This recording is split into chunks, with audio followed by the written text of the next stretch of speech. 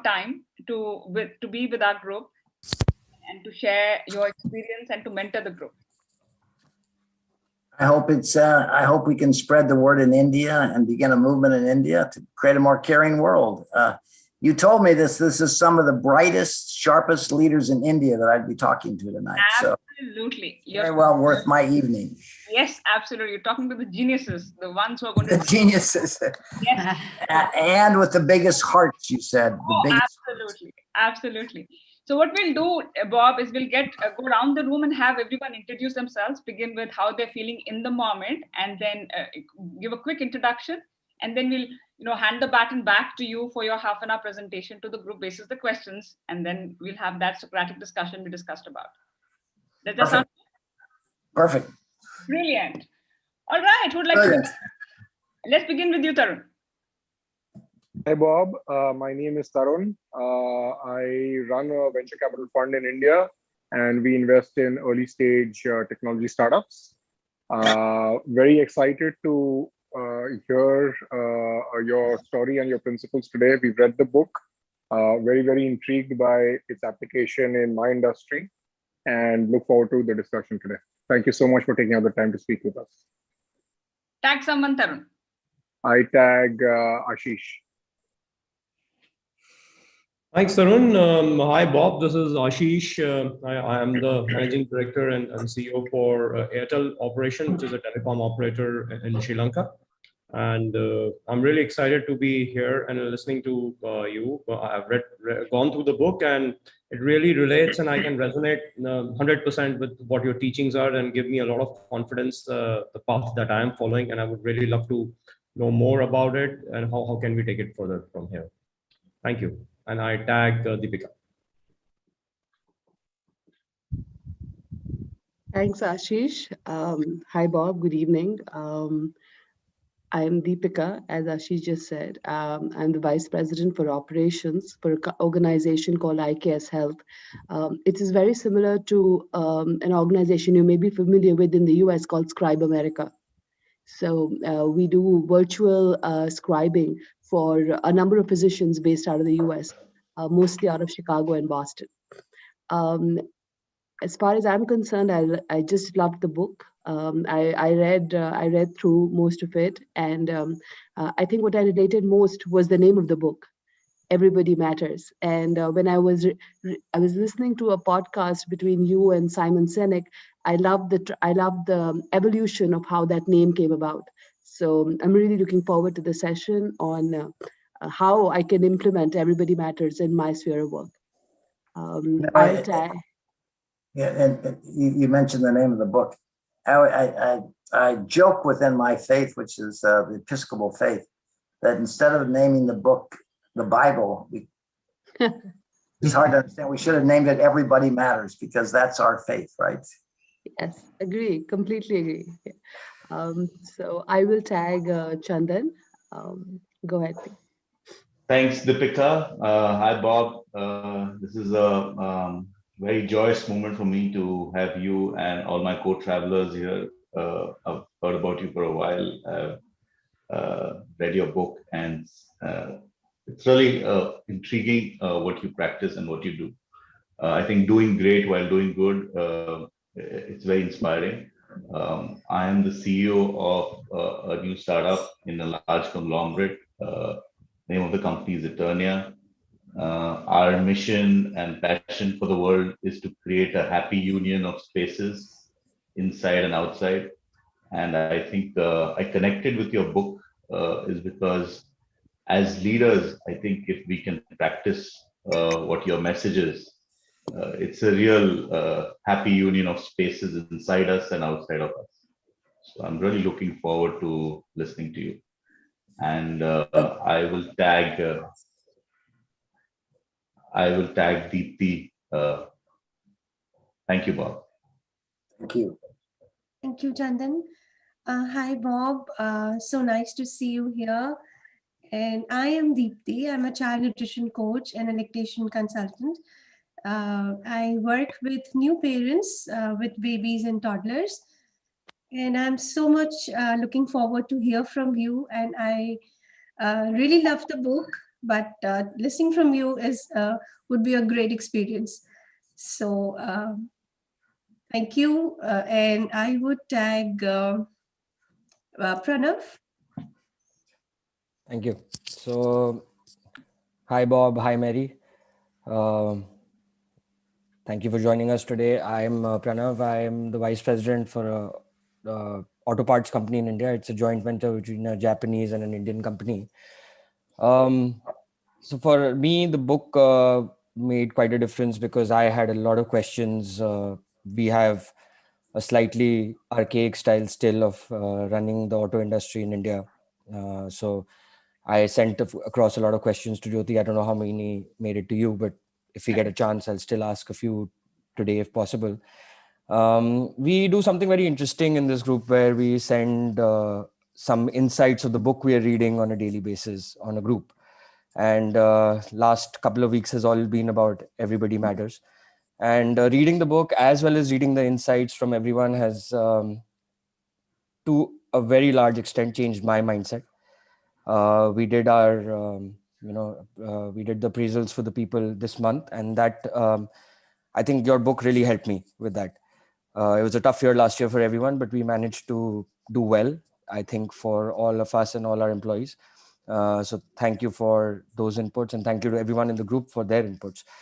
So yeah, looking forward today, and I tag Aditi. Sorry, has Aditi already spoken? No, Oh, yeah, sorry, go ahead. Thanks, Pranav.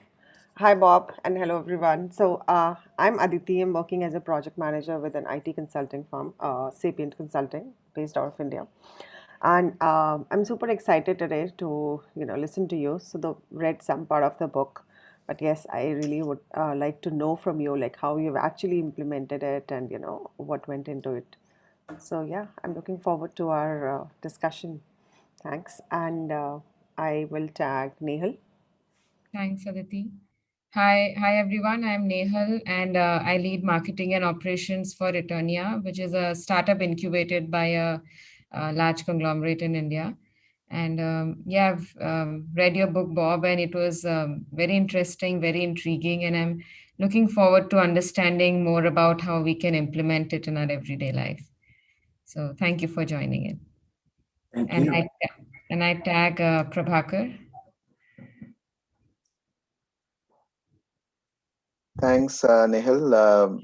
Hi, Bob. I'm Prabhakar. I'm a co-founder of an institution which provides financial services at the bottom of the pyramid to the low-income families in rural parts of India. And I was really excited to read the book. This is the first book I read, from start to finish. I'm not much of a book reader, but it was amazing. So I'm really looking forward to learn from you, and thank you for the opportunity. I tag Vignesh. Thank you, Prabhakar. Hi, Bob. This is Vignesh. I'm the founder and CEO of a cybersecurity firm in India called Vault InfoSec, and really excited and happy to be part of today's session, and welcome you to our group. Thank you for taking time and thinking to share your experience about Everybody Matters and Barry-Wehmiller and whatever things that we have done so far.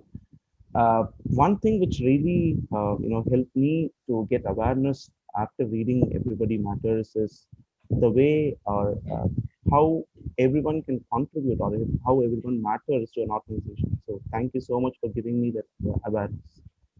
Thank you, and I tag Anju. Thanks, Vignesh. Hi, Bob. This is Anju. I'm a well-being coach. I also teach yoga. I'm very happy to be here. And last 2 weeks that I've been reading the book, I really related. I felt it actually resonated with me very much. And somewhere I felt that to see all these fundamentals and see all these things about Everybody Matters out there in the book, it is very inspiring. I can already feel being changing at some level with this knowledge that you've shared. Thank you so much for that. and I'm very excited to hear you speak in this meeting today. Thank you. And I would tag Mithun. Thank you, Anju, and good morning, everybody. Welcome, Bob, to this session in India. My biggest takeaway from the book which I read was to understand that people really matters, and they make a lot of difference when they buy in a decision, or it's like inside out. Yeah, and I am the managing director for a German concern. We do a business of selling capital equipments in India, which is a vacuum pump, and it's like 10 million euros. And I look forward for an exciting session to hear directly from the horse's mouth, which has been a very rare chance in the past. Thank you. I tag Deepthi. Deepthi is done? Deepthi is done. You can tag. Okay, I tag Neela. Hi, thank you, Mithun. So how are you feeling in the moment, Neela? And then quickly introduce yourself. Okay. I'm feeling happy and excited to be meeting Bob Chapman. And I read the book and so super excited. I run a venture called Gurgaon Moms, and the aim of Gurgaon Moms is not to let any woman to be left behind, to create online safe spaces for women and to help them move closer to their dreams and goals. It's such a pleasure to be here. Thank you. Yeah, I think Aarti is, yes, Aarti, I was just remembering you. Yeah, go ahead. So Aarti has some challenge with the camera. She's not able to come online. So Aarti, go ahead and quickly share how you're feeling and give your introduction to the group. Thank you. I'm extremely sorry. Some technical glitch with Zoom and it's not detecting my camera. And good morning, good evening, all of you. And for Bob, my introduction, I'm Aarti Shourie. I am the HR business partner for PepsiCo for support function. I manage 6 support functions, and I'm very excited to be here. As a HR professional, on a daily basis, I let the business side know that business is happening because there are good people, around, and please have that focus. However, while I was reading your book, there were a lot of insights. How can I put it better, and how can I give examples of how a couple of organizations have focused on everybody matters and people matters, and I'm looking for more insights here. So I'm looking forward to it. Thank you very much for having me in this meeting. Yeah, thanks, Aarti. Everybody's done, right? Brilliant. I'm handing over the baton to you, Bob, for you to take over and lead the group. Okay, now I'm going to do as you said, you were going to collect some of the most thoughtful people in the country of India who want to join me in helping create a more caring world where we genuinely care about the people we have the privilege of leading. So if you want to bail out now, you need to abort now, because this journey touch your heart, change your life, and my hope is you will challenge me in anything that doesn't make sense, so we can create a movement as far away as India from America. So this is a universal truth. I honestly believe this is these kind of interactions are my joy. My goal is to stand up on the tallest mountains I can, which Jody has created, and share this message that I was blessed with. There's no question in my mind that a higher power gave me this message. There's no way this accountant with an average education thought of things that people are now studying all over the world in terms of true human leadership. So I'm simply sharing a message that I was blessed with. There's no way I thought of this. And now I'll show you how incompetent I'm going to try and pull up my presentation, which I usually can do. Here it is. See if I can now go to my here and share screen. So privilege of leadership right here. So can you all see it? It's just coming on. Yes, we can see it, Bob. Okay. So I'm always usually on some time frame, so I'm trying to get through a lot of points quickly, a lot of stories. But given the language issues, I'm going to try and be really purposeful and go a little bit slower, talk a little bit slower, okay?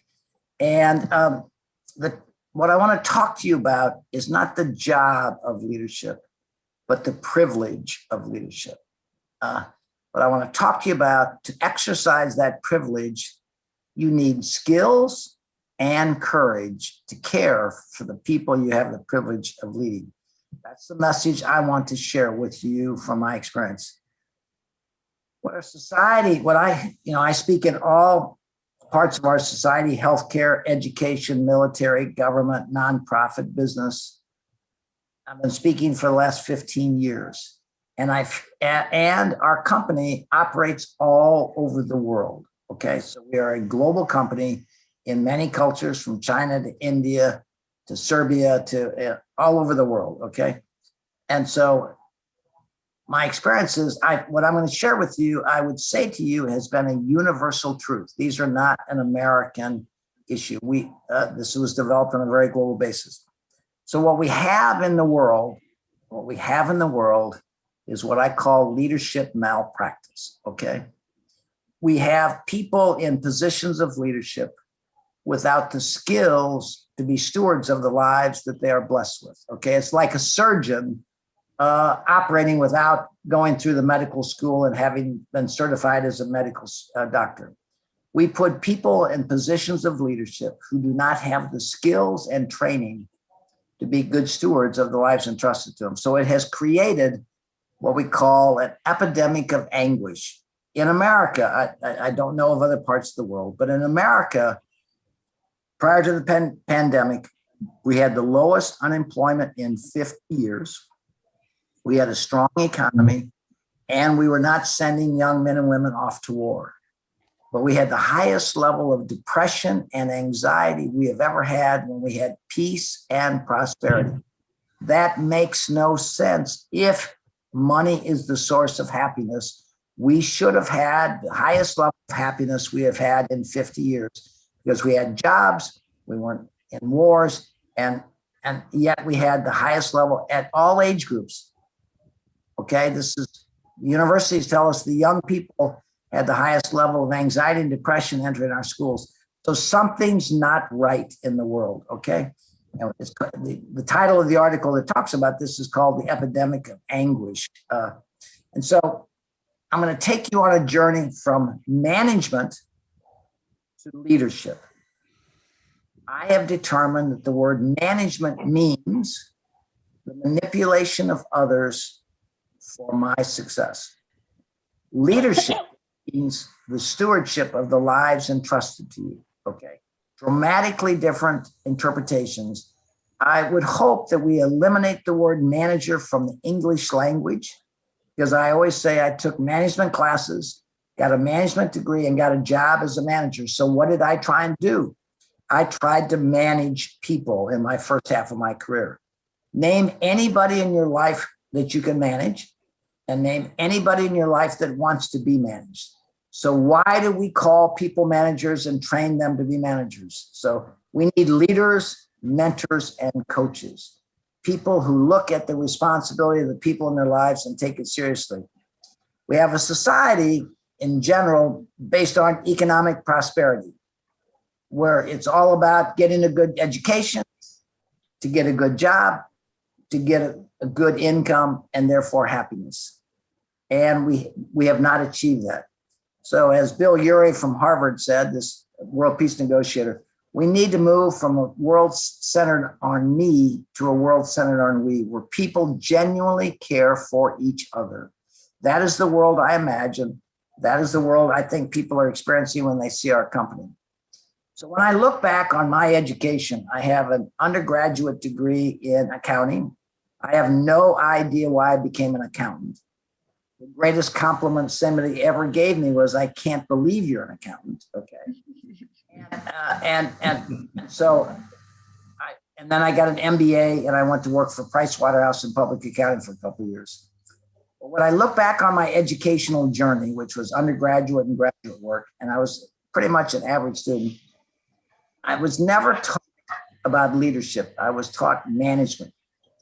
And it implied that I would hire people, employ people, but they would be objects for my success. I need an engineer. I need an accountant. I needed them for my success. I didn't look at them any other way than a function for the organizational needs that I had.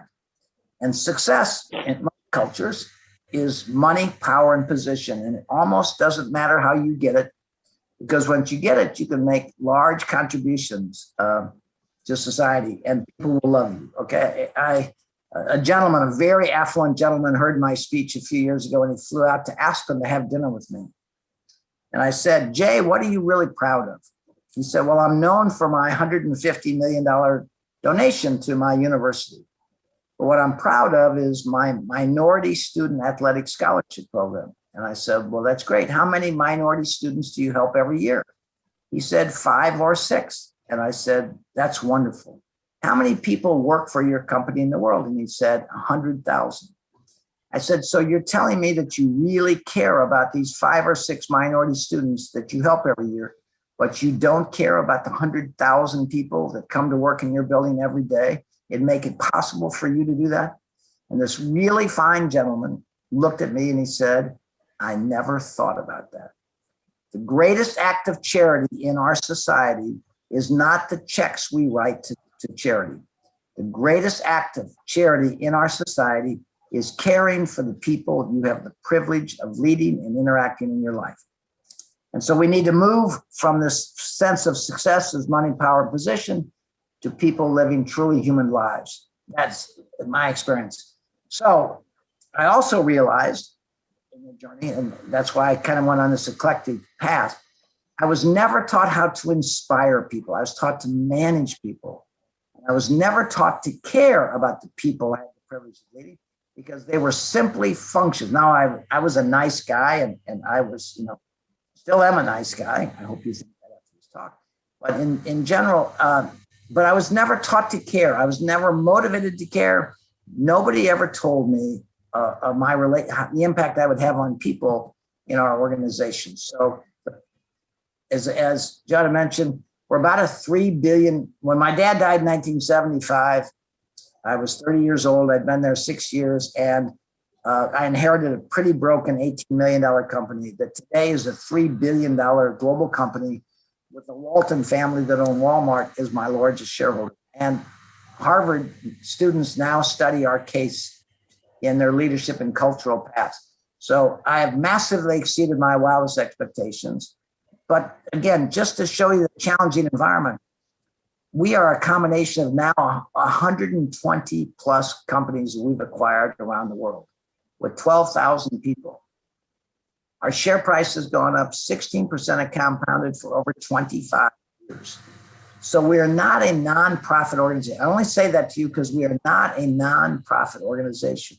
We're a value creating organization, because if we are not creating value, which our investors expect, we will lose their confidence. So we've got to create value in alignment with our investors in a way in which it gives them a return and gives us the right to be in business. So that's kind of the company we built. And so what I'm going to share with you is not a theory. It's not an intellectual theory based on a study.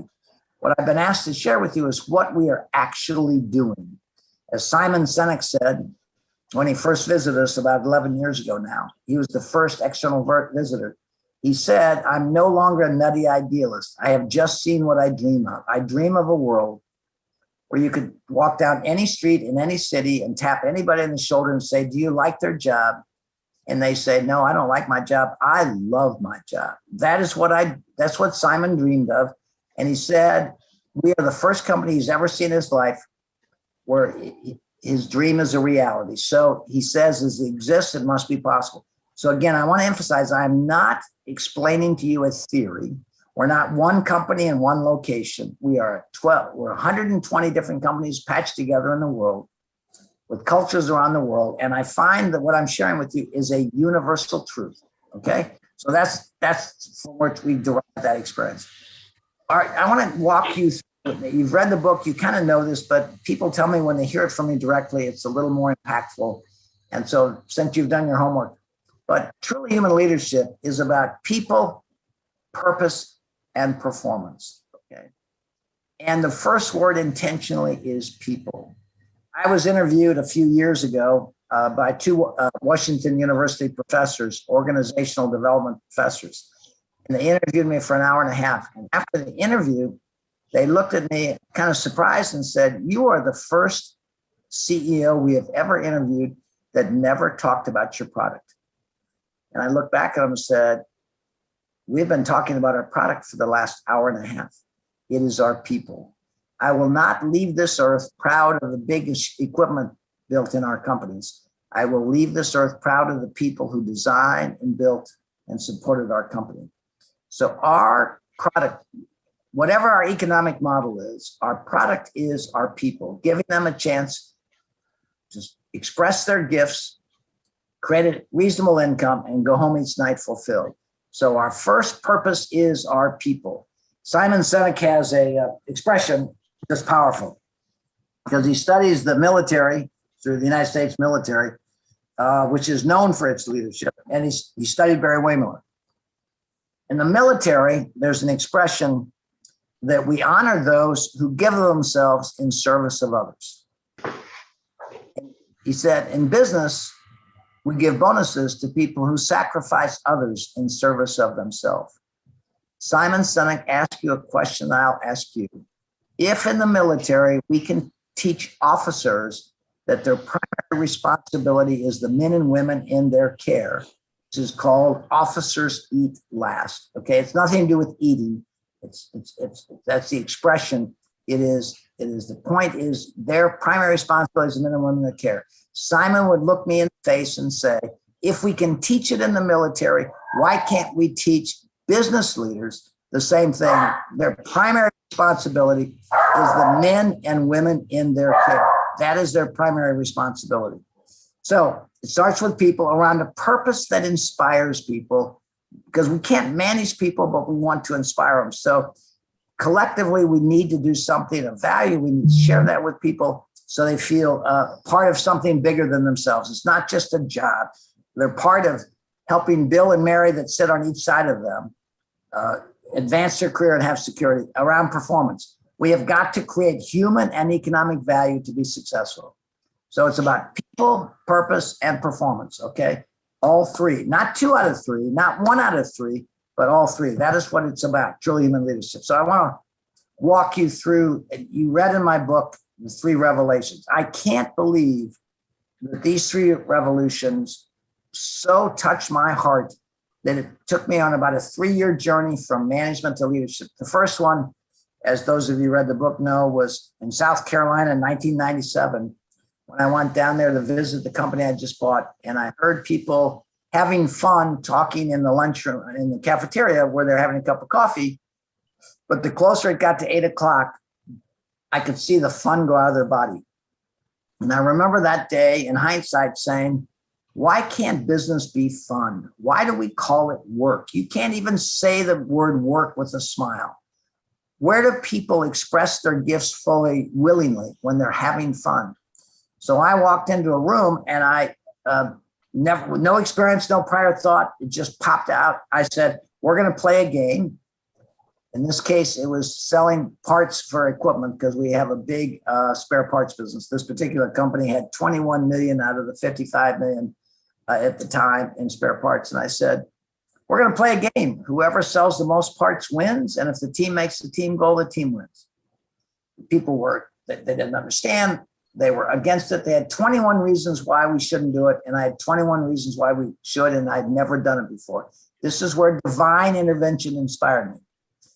13 weeks later, I went back. Revenue went up by 20%, which was a shock to me. I couldn't believe, because I thought if somebody ordered a gear, just because you're nice to them, you're not going to order 2 gears, right? So I couldn't see why it had gone up.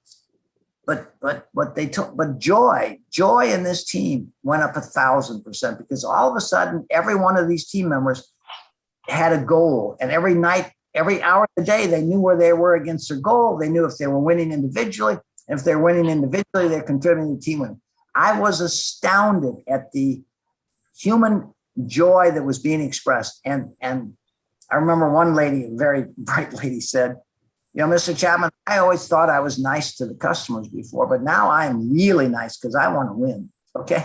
So, I mean, our customer service went up dramatically, our performance went up, and joy went up. So ideally, that is what we'd want in every department. But in this case, they could see it very clearly. So that was my first revelation. Why can't business be fun? The second one, Cynthia and I are Episcopalians. We were in church. My mentor was the rector of our church. He was a powerful speaker in our church. And one day after church, I got up from our pew and I was walking out of the church and I looked at Cynthia and I said, oh my God, the church has only got us for 1 hour a week. We have people in our care for 40 hours a week.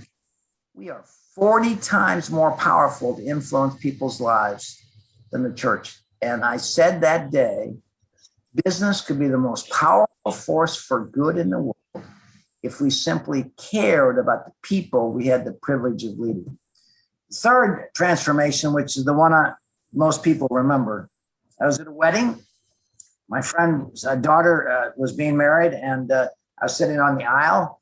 And as he walked his daughter down the aisle, everybody oohed and ahhed how beautiful, how special she looked, and how proud he was of his daughter, how lovely she looked. And when they got to the altar, my friend took the hand of his daughter and he gave it to this young man. He said, her mother and I give this our daughter to be wed to this young man. And he sat down next to his wife. The service continued. Again, like the customer service team, all of a sudden my mind went to a different place. Because personally, we have 6 kids and I'd walked 2 of my daughters down the aisle. And I knew that the reason that this father said, her mother and I give our daughter to be wedded to this man, is that's what he was told to say at the practice for the wedding. It's not what he wanted to say. It's what he was told to say as his part in the ceremony. What he wanted to say was, look at young man, her mother and I brought this precious young lady into this world. We want her to grow up to be whatever she's meant to be, because we've given her all the love and care we could possibly give her. And as you two now become one, I want you to promise me that you will allow her to continue to be who she's intended to be. Do you understand that, young man? That is what every father wants to say as he gives his precious daughter away to a young man. And then my mind went to the ultimate spot where I said, oh my gosh, all 12,000 people that work for us around the world, they're not engineers, accountants, secretaries, production workers, clerks, etc. They're somebody's precious child, just like that young lady and that young man. And from that day forward, I looked at the people in my span of care dramatically different. They were always people I needed for my success. And all of a sudden, I realized that the impact I was going to make on the people in my span of care was going to be profound. And I never looked at our organization the same after that wedding, because now when I look at people, I see them as somebody's precious child. I'll tell you a sidebar story. I spoke at a university at an auditorium full of students at Amsterdam at the invitation of McKinsey, 2 partners of McKinsey whose office was in Amsterdam. After my speech, which is what you're hearing, one partner had to go to Manchester, England, and the other partner was going to host us at their offices to talk about this with their senior team members. So I give my speech. This one partner leaves. The other partner takes to the offices. We have a little lunch. We're sitting around in a circle. And all of a sudden, the partner who left walks in the room. And I said, what are you doing here? I thought you were going to Manchester, England. He said, I got to tell you something, Bob. I had a chance to hear your speech. I thought it was wonderful. But then I ran to catch a cab to go to the airport in Amsterdam to fly to Manchester. I got in the cab and happened to have a very young cab driver. And unfortunately, this cab driver was not familiar with the streets, and he made some wrong turns, and we got stuck in a terrible traffic jam. And I was going to miss my flight. Irritated as I could be, the cab driver didn't know the best way to get to the airport. So I could have made my flight. I said, just take me back to the office. Very irritated.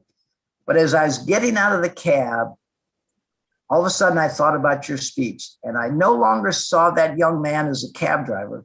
I saw that young man as somebody's precious son, okay, who'd made a mistake.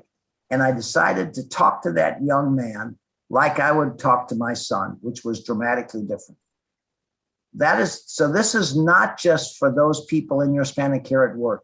It is all the people you interact with every day. Do you treat them like you would like your kids treated? That is what this message means. Everybody is somebody's precious child, and we have a chance to shape that life in a meaningful way. So that is the one that most people remember of the three. So what have we learned along this journey? From management to leadership. Leadership is the stewardship of the lives entrusted to you. Okay, stewardship. Those people are in your span of care, and it is your responsibility to be a good steward to those. One of the things we have learned along this journey, the Mayo Clinic told us, the person someone reports to at work is more important to their health than their family doctor. The way we treat people in our span of care impacts their health, and we have found without question that the way we treat people at work affects the way they go home and treat their spouse, their children, and behave in our community. Because when we teach leadership to our team members in our company around the world, they don't tell us they ran a better sales department. They don't tell us they're a better plant manager. They tell us 95% of the feedback when we teach people to be leaders is they tell us about how it affects their marriage, their relationship with their kids, and their relationship with family and friends. And they tell unbelievable stories, because what we are unlocking is the skill to have relationships we all want at work, at home, in our communities. That is the key. A lot of the brokenness we see in the world today is driven by the fact that we don't know how to treat each other, okay? And this is a skill that we started teaching at our university. And we teach three things to be a leader. Empathetic listening is the most powerful and the foundation. You can't take any other class until you take our 3-day class on empathetic listening. Instead of telling you how you ought to feel, we try to understand how you do feel, which is profoundly different. We teach recognition and celebration. How do you let people know you matter in thoughtful, timely, and appropriate ways? And finally, we teach culture of service. Okay, culture of service. Seizing the opportunity to serve others. And every day we have a chance to do that at home, at work, with our customers, seizing the opportunity to serve. So we teach those so people can become leaders.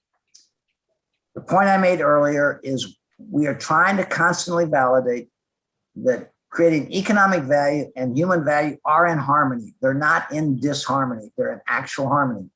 Because if 3 out of 4 people in the world are disengaged in what they're doing in organizations, we have people acting at much less the capacity that they would if they were fully engaged, contribute their gifts and talents to our organizational goals. And leaders give those in their span of care a grounded sense of hope for the future, okay?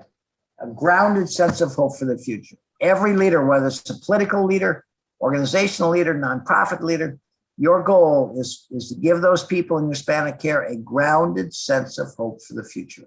That is our responsibility. And that is incredibly important to their life. And the key is a powerful combination of a good business model and a culture of caring. Let me give you an analogy. There's a expression that you may have heard. It's called, you need to get the right people on the bus, okay? That's a Jim Collins Good to Great quote. My experience is it's not quite right. My experience using the same analogy is you need to build a safe bus, okay? A robust, safe bus, okay? That is your business model. And then you need drivers who know how to drive that bus and know where they're going, and that is your leaders. And then anybody you invite on that bus, on that journey, is going to be fine because you got a safe bus and you have drivers who know how to drive it safely and know where they're going. I also use the analogy of Ferrari, the famous Italian high-performance sports cars. If the Ferrari engineers design the perfect mechanical engine with fuel injection, the right compression, a high-performance engine, which is, let's call it their business model, unless you put the right fuel in that engine, which would be premium fuel, that fuel will never perform to the potential of that design. So the analogy from a car standpoint is your business model is your engine, okay? And your culture is the fuel that allows that business model to perform at its highest level. That's the analogy. So Barry-Wehmiller in 1991, after having some, as you know, some traumatically close bankruptcy experiences in the late 70s, early 80s, until 1987 when we spun off some companies, I lived in from day to day almost bankrupt. And 1991, after our public, well, 1988, after we spun off some companies on London Stock Exchange, I had a chance to start again. And I designed a robust business model, a robust bus, okay? And if Ford is designing a new truck or a new car, they take it up in the mountains and drive it in the worst terrain they can find to see how it holds up, to make sure they've got a good design. Well, I drove our business model through the 2008, 2009 financial crisis, and General Electric collapsed, and our business model went up by 11% without letting people go. Now we hit the pandemic, okay?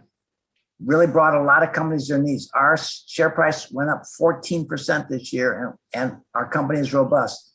So your responsibility as leaders is to make sure you have a business model, a bus that is safe for the people you invite on that bus. That is a primary responsibility. And you do it around because you care about the people, your investors, your suppliers, your team members, your clients, and around a purpose that inspires them. I always say our customers don't give us orders, they give us their trust. And the purpose of our operating team is to validate that trust and create value. But it takes courage and skills to care, and listening is the greatest of all those skills. That is what we have learned. The greatest gift in leadership is listening. And what we find is people simply want to know that who they are and what they do matters. That is what they desperately want to know. Okay, they don't know how to articulate it, but we teach people to show them that. And you can't believe the emotions in our company.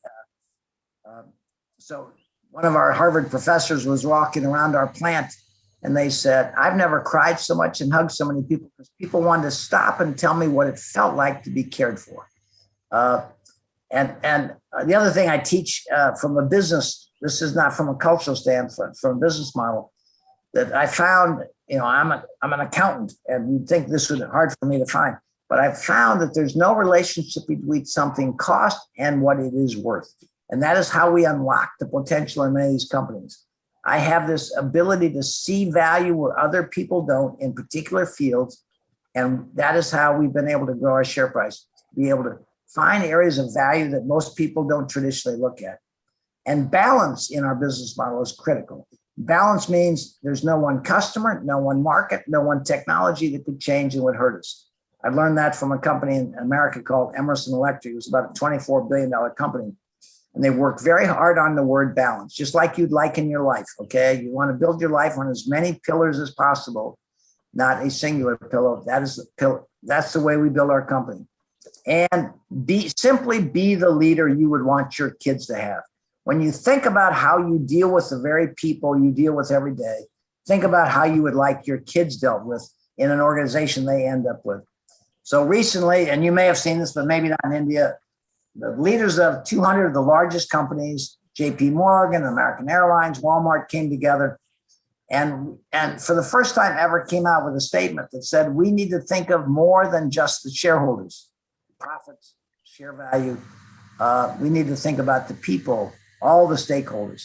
So this is a movement much bigger than this. This just happened about 18 months ago.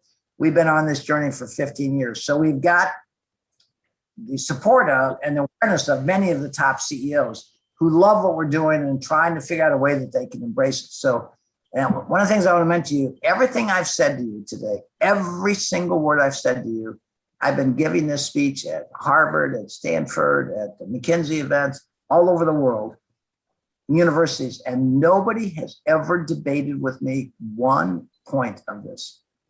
It seems so simple. It's hard to believe it's true, but I'm not sharing with you a theory. I'm sharing with you what we actually do. So again, we have larger corporations are very much aware of this too. So there's another expression that captures it in a simple way. We paid people for their hands for years, and they would have given us their hearts for free if we'd only know how to ask them. And when you ask people to join you in a journey and are honest with them, you can create tremendous value. Thomas Friedman recently wrote an article that captures it beautifully. Given In America, we've had a great deal of civil unrest, political unrest, pandemic unrest, all compiled together. And Tom Friedman came out with this article now about a month ago in the New York Times. He said, we have a bigger poverty of dignity than we do of money in this world. People don't feel value. They feel humiliated. They feel used. And when people feel humiliated, you will see anger and unrest like you've never seen before. And he quotes Nelson Mandela.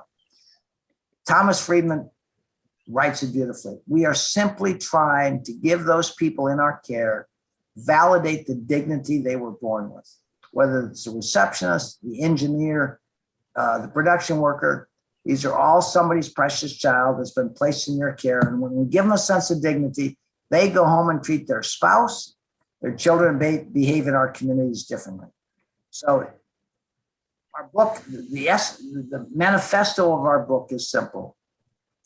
Everyone wants to do better. Trust them. Our system is based upon trust. Leaders are everywhere. Find them. Leadership, quite often when we create the guiding principle of leadership and we recognize people, the people our team members enjoy the most. In one case, we had a plant of 400 people. And the first person they recognized was somebody who expedited parts of the plant. Her name was Tracy. And when Tracy was around them, they felt she embodied these principles. So leaders are everywhere. Find them and thank them. People achieve good things, big and small, every day. Celebrate them in thoughtful, appropriately, timely ways, which is critical. And we actually, as I told you, we teach people how to do that. Some people wish things were different. Simply listen to them. Don't debate it with them. Listen to them because they have their own unique lens, and everybody matters. Show them. That is the world I imagine, where everybody imagines, where everybody matters, where we treat people with respect and dignity. We understand we're all born uniquely different. We see the world differently. We don't try and convince them we're right. We try through listening to understand people of the world. So that is, the essence of this. And Chapman & Co. Leadership Institute, we're now out helping major corporations who believe what we believe and want to join us. Join us in this journey to create a world where people are our focus, not the product, not the profit. Those should be the result. Those should be the byproduct of caring about people with a good business model, with a cultural fuel that allows that business model to perform, and a business model designed for the environment we're in. So I am profoundly appreciate the attention you all have given me.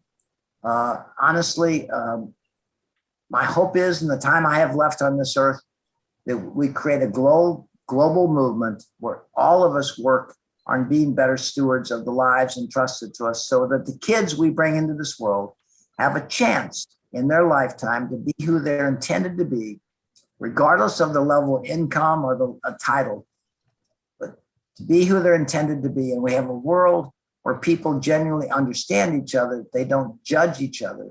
They understand each other, and we get along as a world. Believe it or not, Bill Urey, who negotiates world peace, he's a Harvard professor. He's been negotiating world peace for 30 years. He visited our plant, spent 2 days talking to our people, and he said, I saw the answer to world peace in my visit to Barry-Wehmiller. And I said, Bill, how's that possible? He came to manufacturing plants in Wisconsin and saw the answer to world peace. He said, Bob, I saw a place where people genuinely care for each other. That is the world I imagine. That is the world I need your help to make us begin this movement. So, to whom much is given, much is expected. Thank you, Jyoda. Brilliant. Bob, you want to stop sharing and then we'll, that was absolutely fabulous. I'm always inspired when I hear, hear from, and I shared the video, your video to the group when I interviewed you. I think they can probably give the speech by now, right? Yes. So brilliant. Thank you, Bob. That was absolutely inspirational. Let's go around the room and have, start what I call as the Socratic discussion. Let's begin with you, Chandan. You ask your question and then tag someone. So let's just sort of do one question, go around, and then we'll come back again. And how we'll do is we'll have Bravehearts ask the question first, then go to Ashokas, and then, Unicornians and Athenians. So let's follow that rhythm. And I'm going to try and repeat the question so I make sure I understand the issue, okay? And sometimes I'll use your question to make an incremental point that the question seems to surface. So go ahead.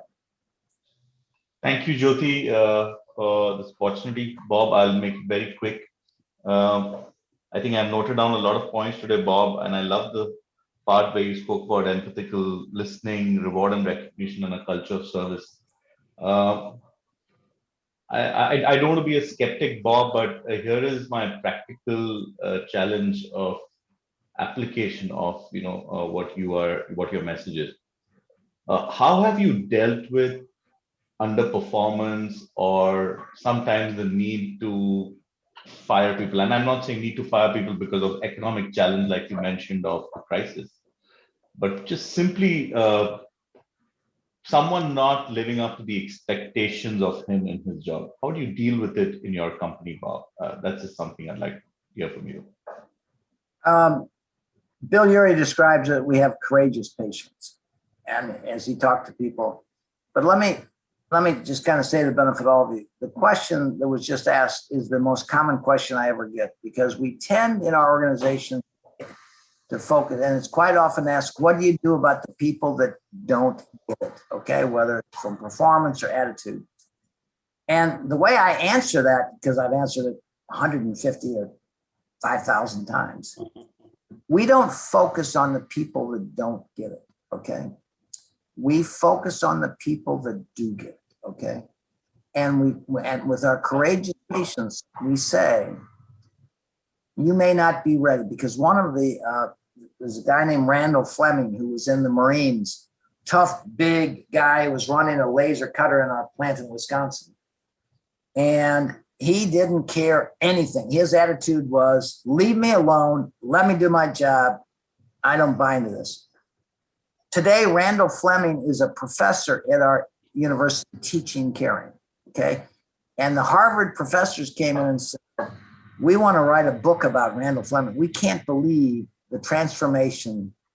So I believe, it's my belief in the goodness of people. I believe, but behind every person we might judge as having a bad attitude, there may be some goodness. So I would say to you, as long as somebody is not hurting other people, we have the courageous patience to wait until that person wants to get on the bus. And the way we describe it is, the way Bill Urey described it at Harvard, Barry-Wehmiller was like a bus going around a circuit.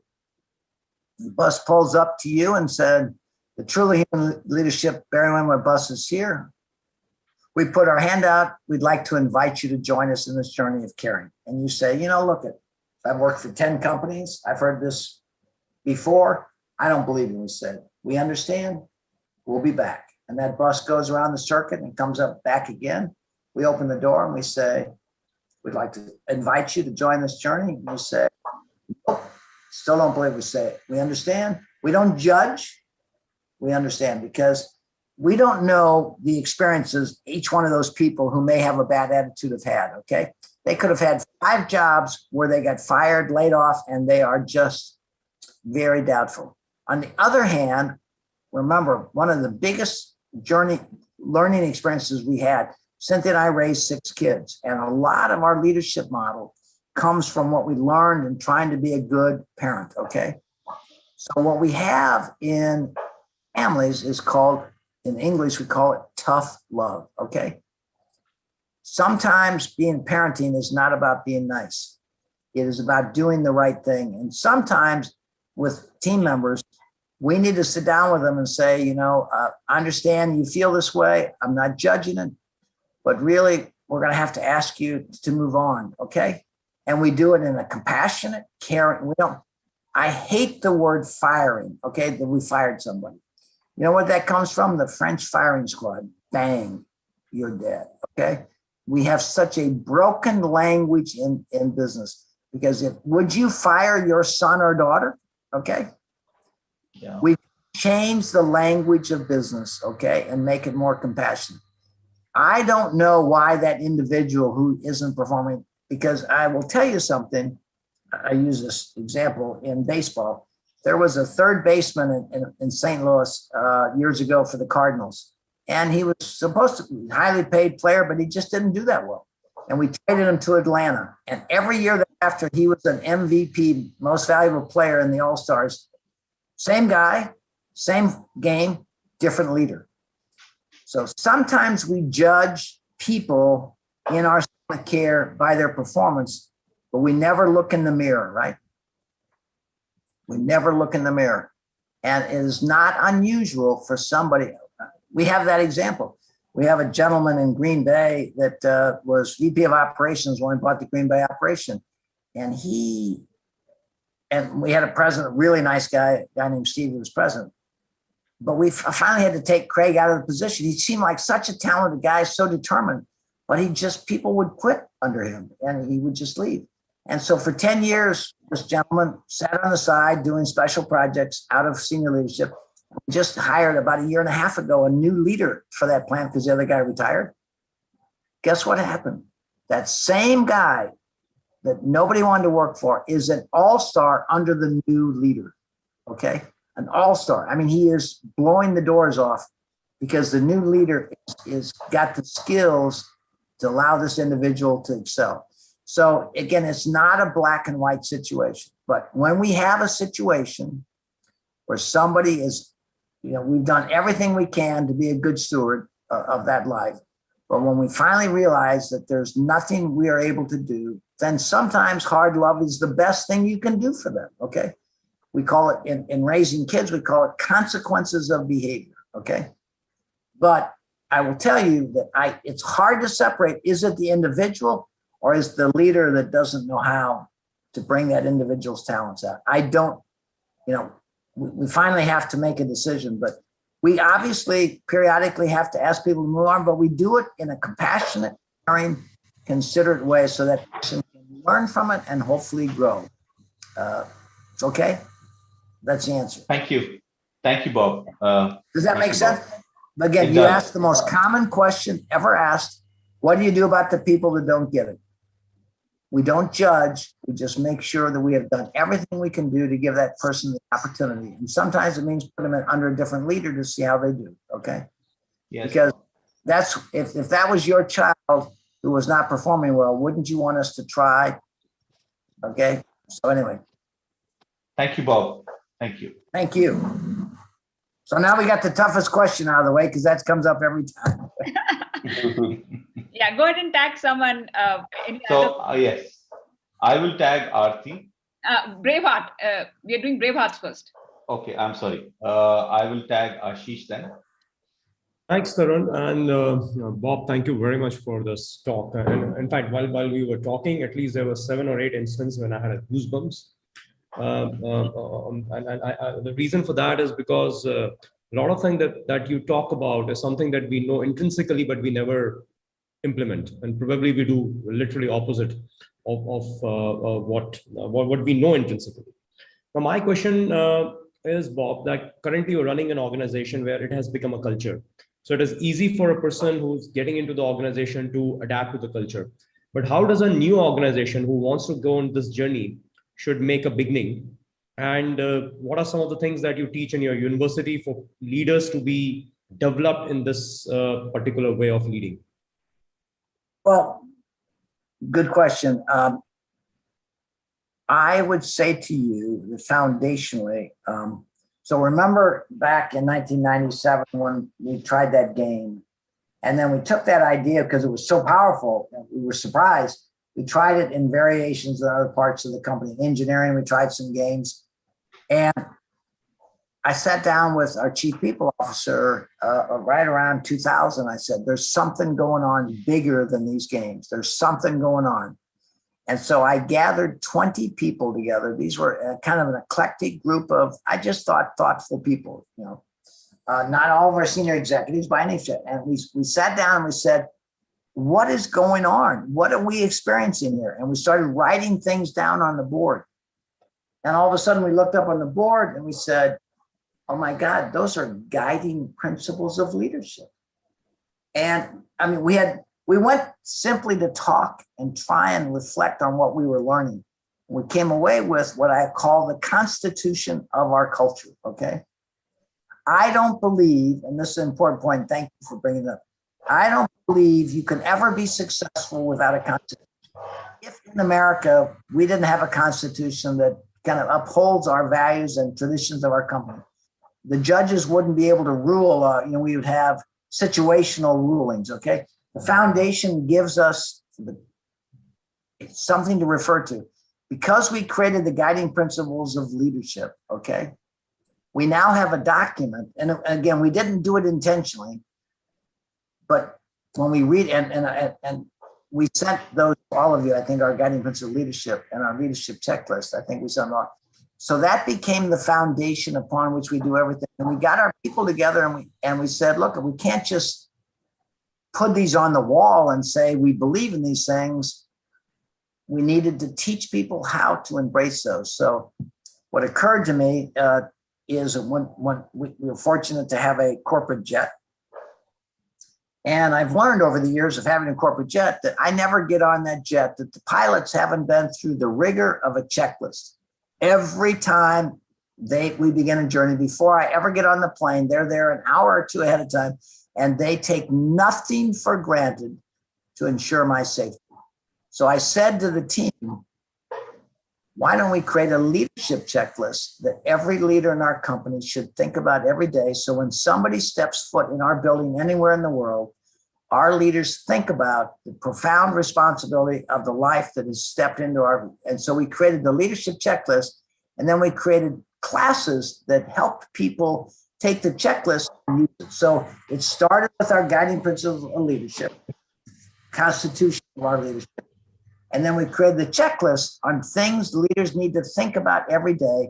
And then we created classes that taught people how to use the checklist, how to think. And the first class was empathetic listening. Again, when it was first suggested by my team that we teach empathetic listening, I said, we don't need to teach adults to listen. You all know how to listen. And my team said, Bob, we're going to teach empathetic listening. I said, okay, but I can't, never would, if you'd given me 100 things to teach, I never would have thought we need to teach listening. So anyway, they developed the programs, and I was traveling in Minneapolis to one of our operations some months later, and a young lady in her 30s came up to me, our human resource directors came up to me and said, Mr. Chapman, I just took that listening class in Barry-Wehmiller University. And I said, you did? What was it like? I had no idea. And she said, it changed my life. And I said, we taught a class that changed your life? She said, yes, I now know how to raise my 2-year-old daughter.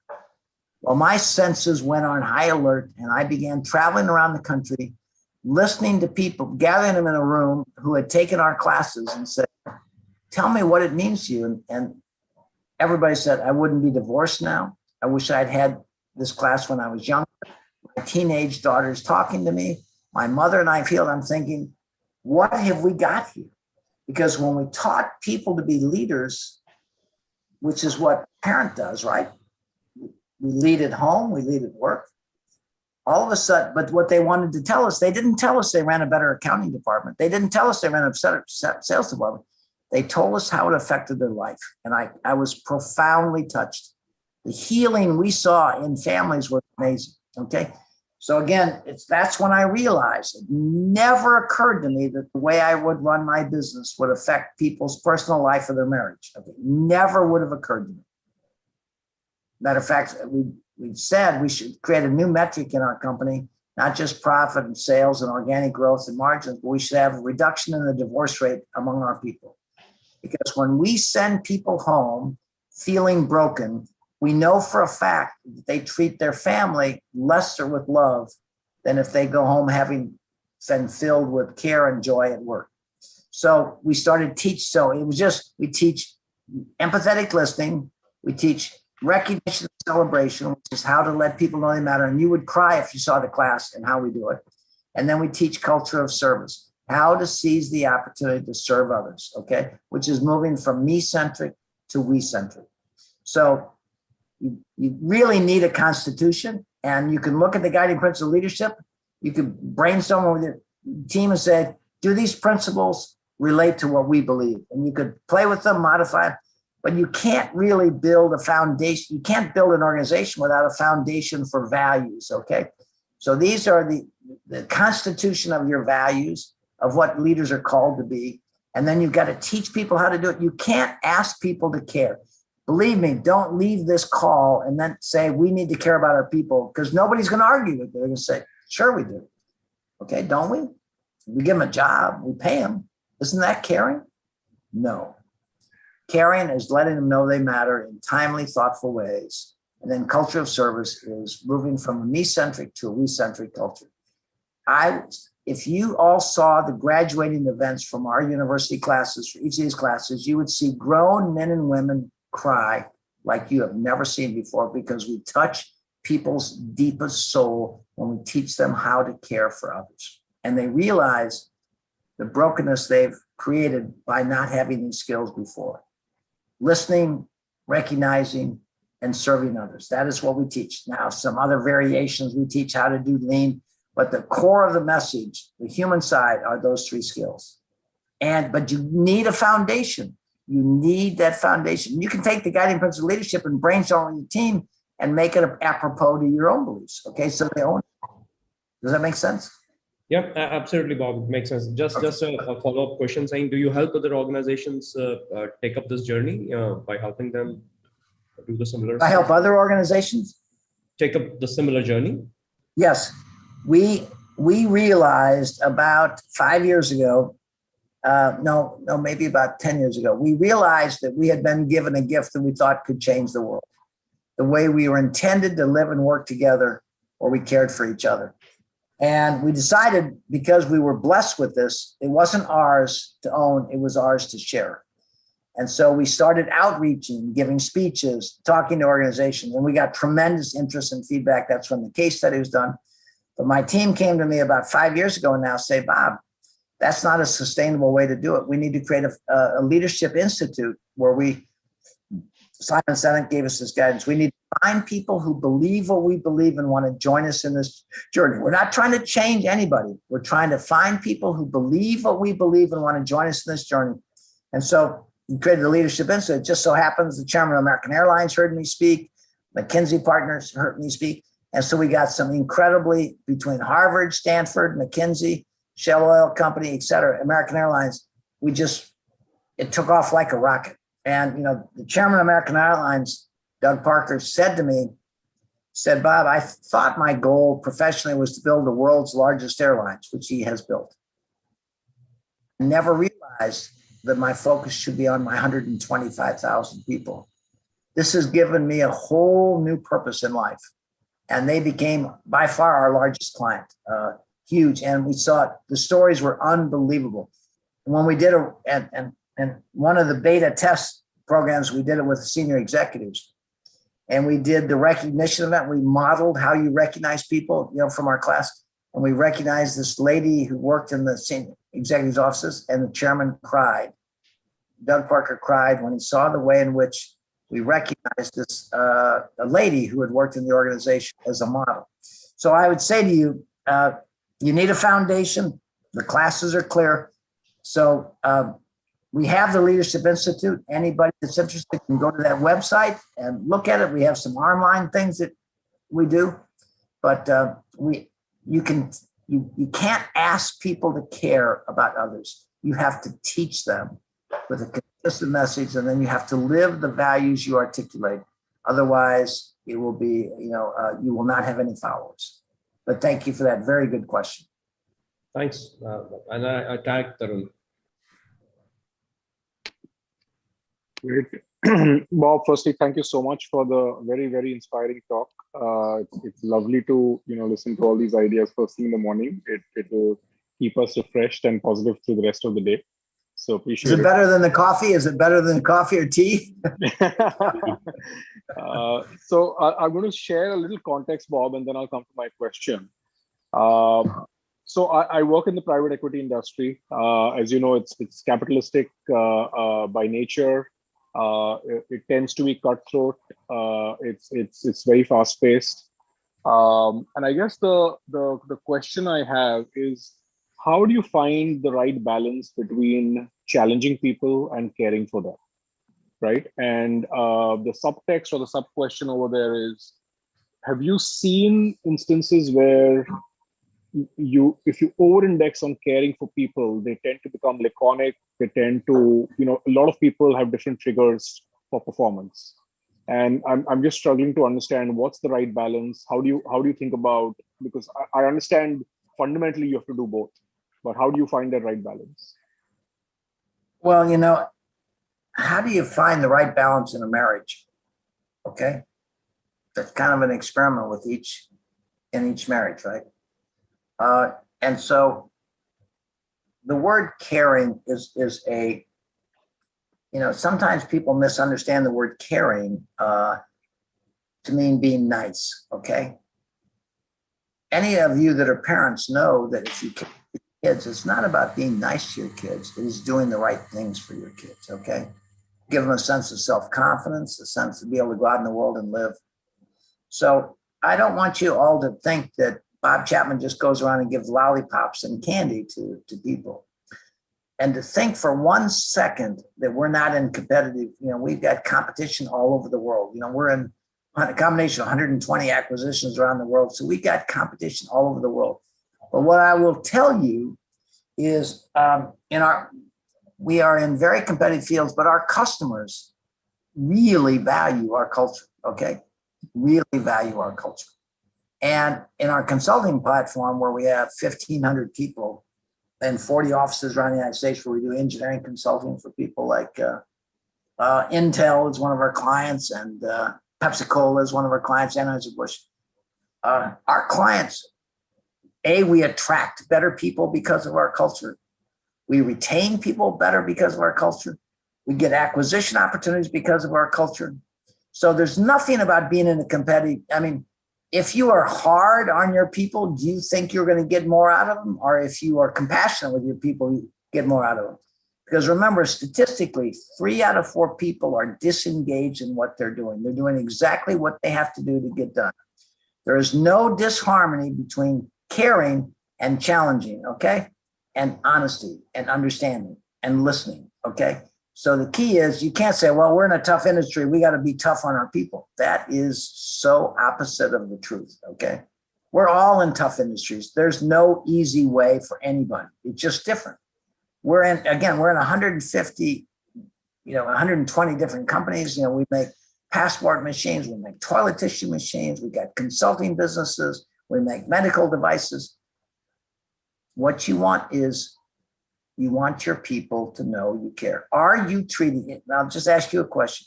Are you treating the men and women in your care the way you would want your son or daughter treated if they were working for you?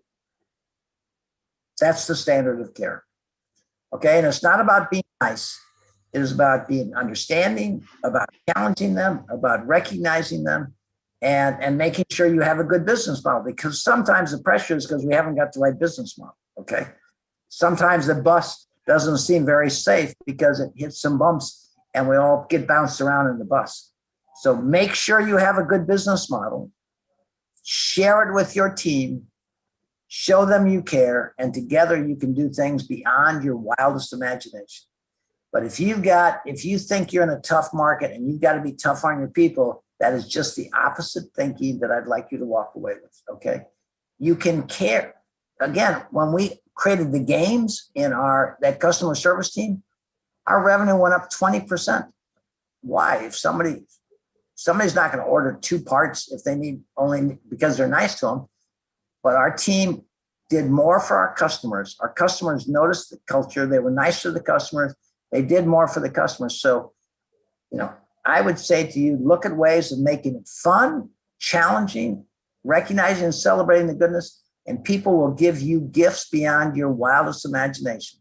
But don't start off by saying we're in a tough business and we've got to be tough on our people because of that. Because I would say to you, it's just the opposite. We're not in our share price has gone up 16% a year for 25 years in a row, okay? And we've got German competition, Chinese competition. We got competition all over the world. But if you're not being a good steward of your people, you can't sleep at night, okay? I want people to go home and know that you care about them, and you care about them by having a good business model, catching them doing things right, and making sure that you're adapting your business model as you learn and grow. That is your responsibility. That makes sense? Yep. Understood. Thank you. There's nothing easy about my business. I guarantee you come in and say, gee, Merry Christmas. And again, we're in consulting, we're in IT consulting, so we have a lot of businesses. Okay? But thanks for the question. Thank you, Bob. Appreciate it. Okay. I tagged Deepika. Deepika, yes. Thanks, Tarun. Thanks, Tarun. Thank you, Mr. Chapman. I think I completely agree with you that listening from you is way better than reading the book.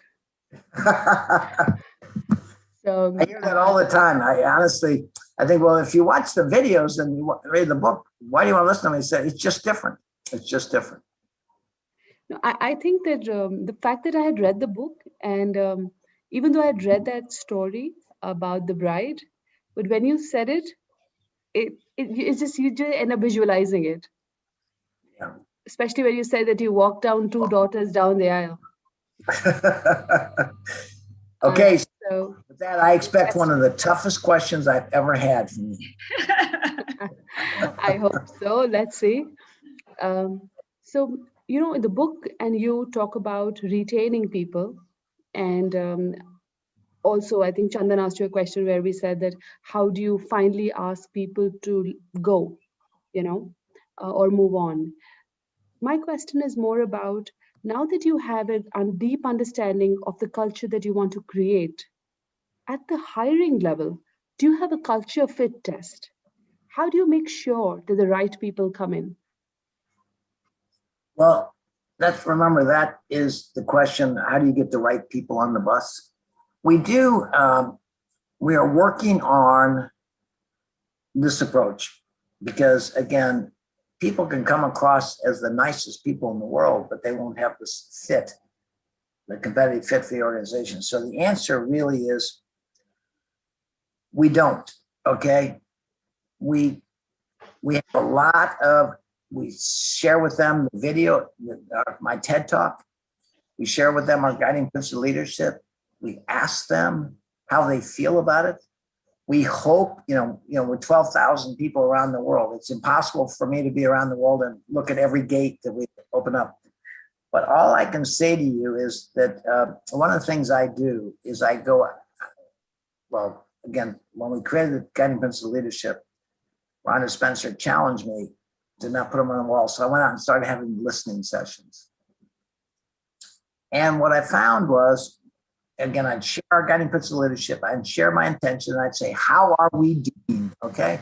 What are we doing well and what are we doing better? And it was amazing what people told me. Okay. And so sometimes, you have to start from the premise, I believe in the goodness of people. I think in almost everybody, depending upon their circumstances, we can find the goodness in people. So we, obviously our recruiters around the world are trying to find people, but people can interview really well, but then not perform at the level. And we have courageous patience as long as they're not hurting other people.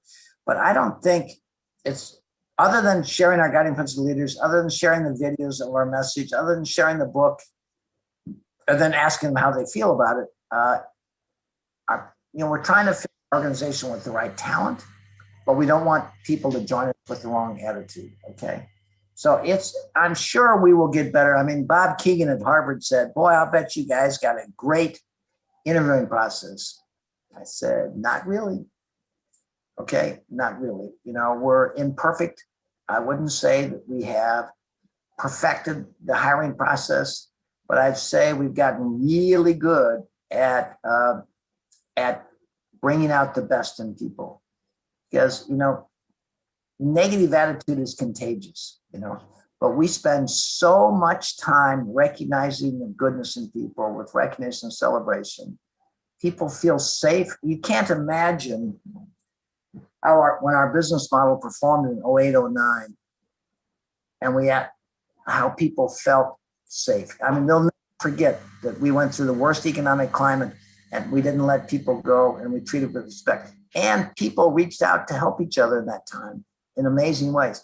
So I would say to you, I don't know that there's a magic test or formula that's going to say these people. My hope is that we're inviting people in who want to be a part of a caring culture, but most people don't believe it. As a matter of fact, one of the things I do in these listening sessions when I go around is I said, okay, what did you think about this culture before you joined the company from the outside with what you heard?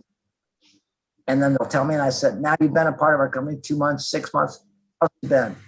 I cannot think of a case. I've been doing listening sessions for 15 years. I cannot think of a case where somebody said, you know what, it's not as good as you say it is. Usually they say, 90% of the time, they say it's actually better than I thought. Because when I was applying for the job, I said, if it's really true what I read, that's the place I want to work. Okay. And again, there's a lot of emotions in our company. When you create a caring organization, it is amazing what people will do for each other. So what happens is over time, even the hardest personalities will start softening because, people try to protect themselves in most organizations because they see people get fired and laid off. So our people feel safe. They feel cared for. They feel heard. And we've been through 2 of the worst economic conditions and we haven't hurt people. So I would say to you, I'm sure if you did a bell chart, we have people on this end of the bell who love us, who are unbelievable, and we have people on the other end. We always will. And what we do is we focus on the good people and inviting good people in and welcoming them into our company and sending them home fulfilled. If you all have heard what I've heard, seen the notes I've gotten, emails from people, you would all join our session. And there's nothing more meaningful when somebody says to you, you've profoundly affected my life. Thank you, Mr. Chapman. I feel safe, valued, and it's really allowed me to be a better husband, a better father, a better son. So I don't know. We haven't come across, nor have we tried to come across a test that is going to find people of the quality that you're talking about. Because I believe there's goodness in everybody, and we just hope it surfaces in time. Obviously, if somebody walks in with guns in their hand, we're probably not going to hire them. But I would say to you that it's an imperfect science, and occasionally we make a mistake, and we try to address it in the most human possible way we can, because because everybody is somebody's precious child. Okay. Thank you, Mr. Chapman. Does that answer your question? We haven't got a magic test, yes, for goodness. But we've seen a lot of hard cases become very good people. Sure. So I think that does answer my question. And I'd like to say that thank you, Mr. Chapman. You have profoundly impacted our life today. Thank you. So good. Well, you know what? Remember, 80% of communication is nonverbal, and your smile and your eyes beaming right now says more to me than your words could. Thank you. So I'd like to tag Vignesh. Thank you, Deepika. Hello, Mr. Chapman. Good evening. One thing I inspire about myself after hearing this is the parenting or treating employee as someone's special child. So that is something that we already do. So we do that in our company, and even to my co-founders, I used to say, maybe because I'm a father of 2, I feel like parenting is the best way of handling employees, bringing out the best out of them. So I really like that part. And the second thing is rewards and recognition, which is my recent learning from few other companies, and we started doing it. So I have one question to you. So when we set up, or when you set up this space for your employees, and you see everyone is getting along nicely, and how about someone joining in from a different company, from a different culture? So how do they adapt to the situation? Because most of the time I see challenges there when people come from a different environment and they feel it differently, and I have a fear that how come they can adapt from a different situation? So how do you make sure they adapt to the environment that you have created? Well, first of all, I'm going to go back to what I said earlier. The most important thing we teach that I want you to go away with is empathetic listening. Okay.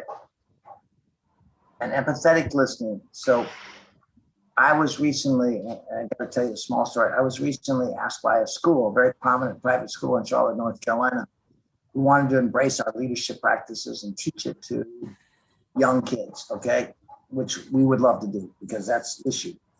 And I went down there and talked to the school and the administrators, and they said, would you like to go see a class? And I said, sure. So they take me to what in America is a very common class called a debate class. 4 young men were standing up in front of the class, debating.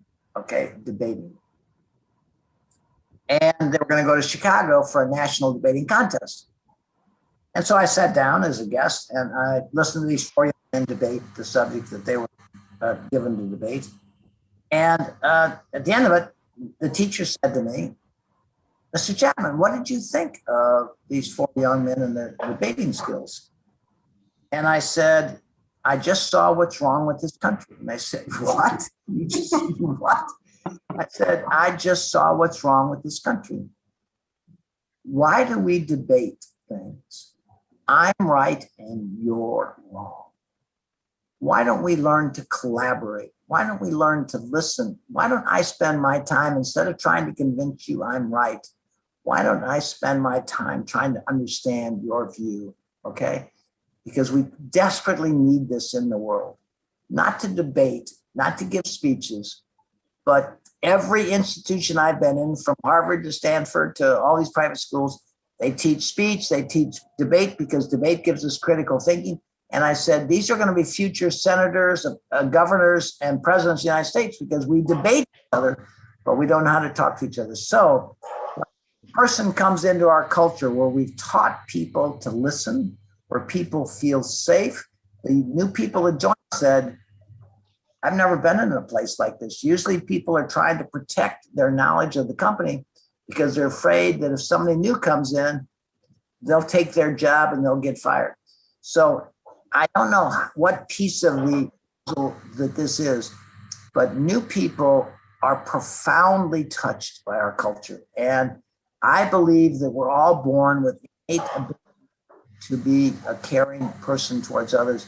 But over time, we beat that out of people because they're not treated with respect and dignity.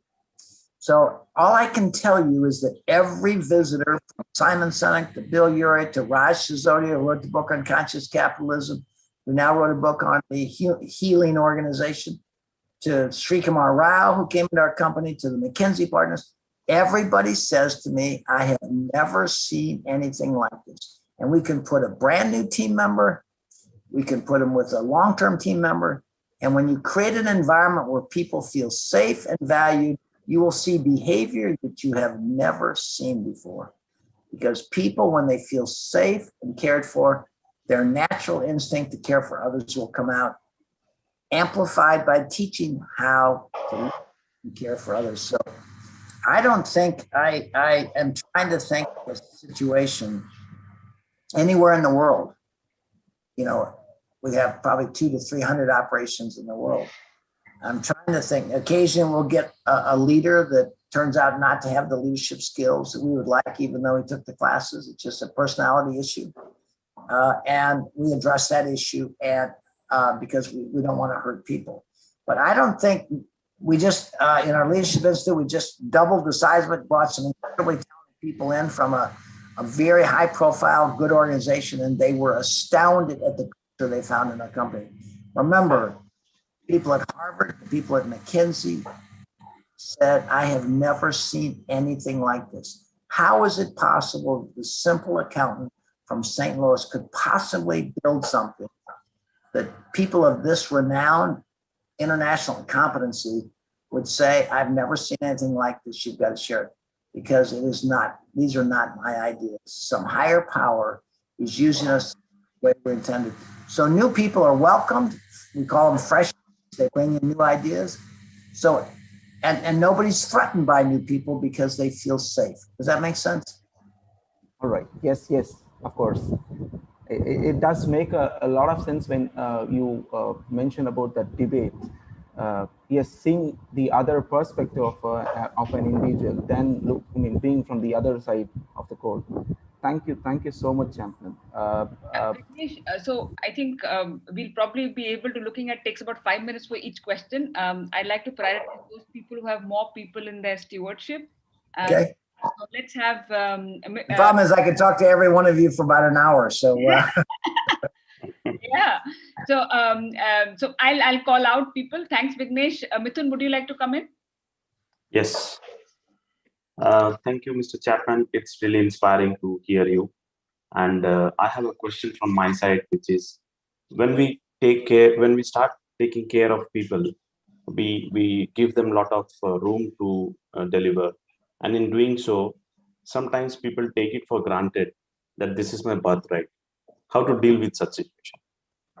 Well, when you say you give people a lot of room, the way we describe it is responsible freedom. Okay, that's the words we use. Yeah. We give people responsible freedom. There are certain guide rails that we give people. And I learned this in raising kids. At a certain age, you'll give your kids the right to a neighbor's house. But before, so responsible freedom is part of the stewardship of the lives entrusted to us. So I would, that doesn't mean that we don't, we got 12,000 people around the world. That doesn't mean that periodically we'll hear about somebody who, I'll call it, abused the trust we gave them. But we are not going to build a system that says, if you give people freedom, they're going to abuse it, because that does not believe in the goodness of people. It is my nature, for whatever reason, I can't explain to you why, but I basically trust people, okay? And I'm not going to let somebody who takes advantage of that trust spoil it for all the people who respect that trust, okay? Because I can't imagine running an organization where you don't trust people, okay? I can't imagine that, okay? Because, we got 16, we got 12,000 people around 20 acquisitions. I'd go crazy worrying about it. And remember, something else, team members, when we had $100 million company, which I thought was big, it was 10 times more work than running a $3 billion company. If you build your team and you have a strong business model, you can sit back and be a good leader and have time. Okay. So I would say to you, it never occurs to me that somebody's going to take advantage of me. It just never occurs to me, because I believe most people deserve trust. And, trust is the foundation of our leadership model. I believe in the goodness of people. I give people responsible freedom. Now, we don't give $1 million to people to walk down to the bank, okay? We have what I call responsible checks and balances like anybody would have. But I can think of very few cases in my 50 years people have abused that trust. And I'm not going to let somebody who does destroy the people who don't, okay? So we do not build a system based upon, be careful, if you give too much room, they'll take advantage of it, because that would be sad to me. That would be contrary to my belief in the goodness of people. I hope that answers your question. Yes, very much. Thank you. Yeah, Pranav, why don't you ask your question next? So hi, Bob. Thanks a lot. This was amazing. I use a 4-colored pen. I've lost 2 colors already, making so many notes. so I'm actually going to ask something which is slightly, more centric towards my work. So I have a joint venture, which is a Japanese Indo joint venture. And India, as you would probably know, has a lot of cultures, people from the south, north, east, west. You've talked about acquisitions across the world. I'm assuming there are joint ventures also. So what we are struggling with is getting cultures of different backgrounds, Japanese, various people from India. We deal with other European, Southeast Asian countries. So we're seeing that there is this power struggle where the Japanese wanted to be a certain way, we wanted to be a certain way. So could you give some advice on how we should get cultures to merge together with your kind of way? Well, we have Japanese operations, we have Chinese operations, we have Indian operations, we have differences in America from the north to the south, to the east and the west.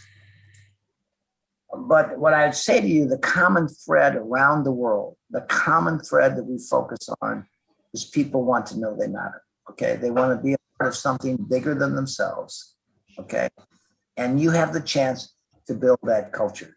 That, you know, I remember years ago, IBM told a story that they tried to take their sales incentive program to Japan and their orders went down because people reacted negatively to incentives compared to just straight salary. I mean, this is a 40-year-old story. So if you said to me, Mr. Chapman, if you operate with 12,000 people around the world, what is the biggest cultural challenge you have?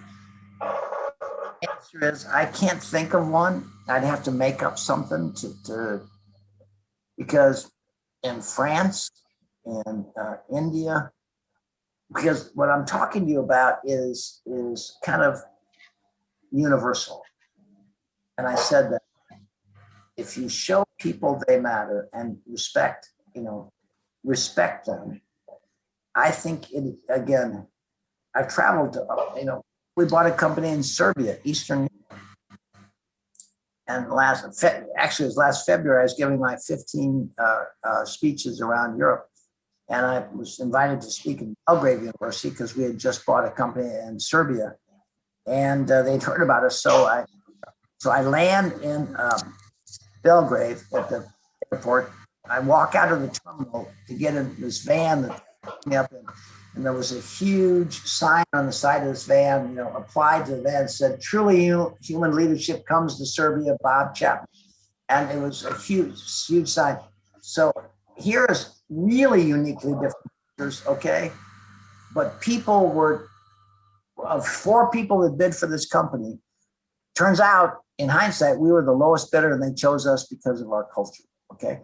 And this is Eastern Europe compared to the company buying them was in Green Bay, Wisconsin, okay? So if you said to me, Bob, and again, Russia, over the holidays, so you'd think there's difference in Russian culture to the American. Over the holidays, I got an email from a CEO in Russia who had bought one of our machines made in America. And he sent me a picture standing in front of his big machine in Moscow, where he's got 2,000 employees. And he was holding my book, Everybody Matters. And he said, "Mr. Chapman, in the economic downturn, we didn't let people go because of what I read in your book." So I would have to say, I can't think of the things we're talking about that are not universal. People want to know they matter, okay? The key is we're not taught to show people they matter. We're taught to use people for organizational success. So I really believe it's a mind shift for you to not look for differences, but to look for commonalities in humanity, which is people, everybody matters. And so again, I'm not talking about right now sales incentives or management bonuses. I'm really talking about a culture because our universities offer to everybody in the world, okay, around the world. We teach listening around the world, okay? So I can't tell you in our 12,000 people that we have any differences in culture that affect our caring. Okay, thank you so much. Thank you for the question. Yeah, thanks, Pranav. Nehal.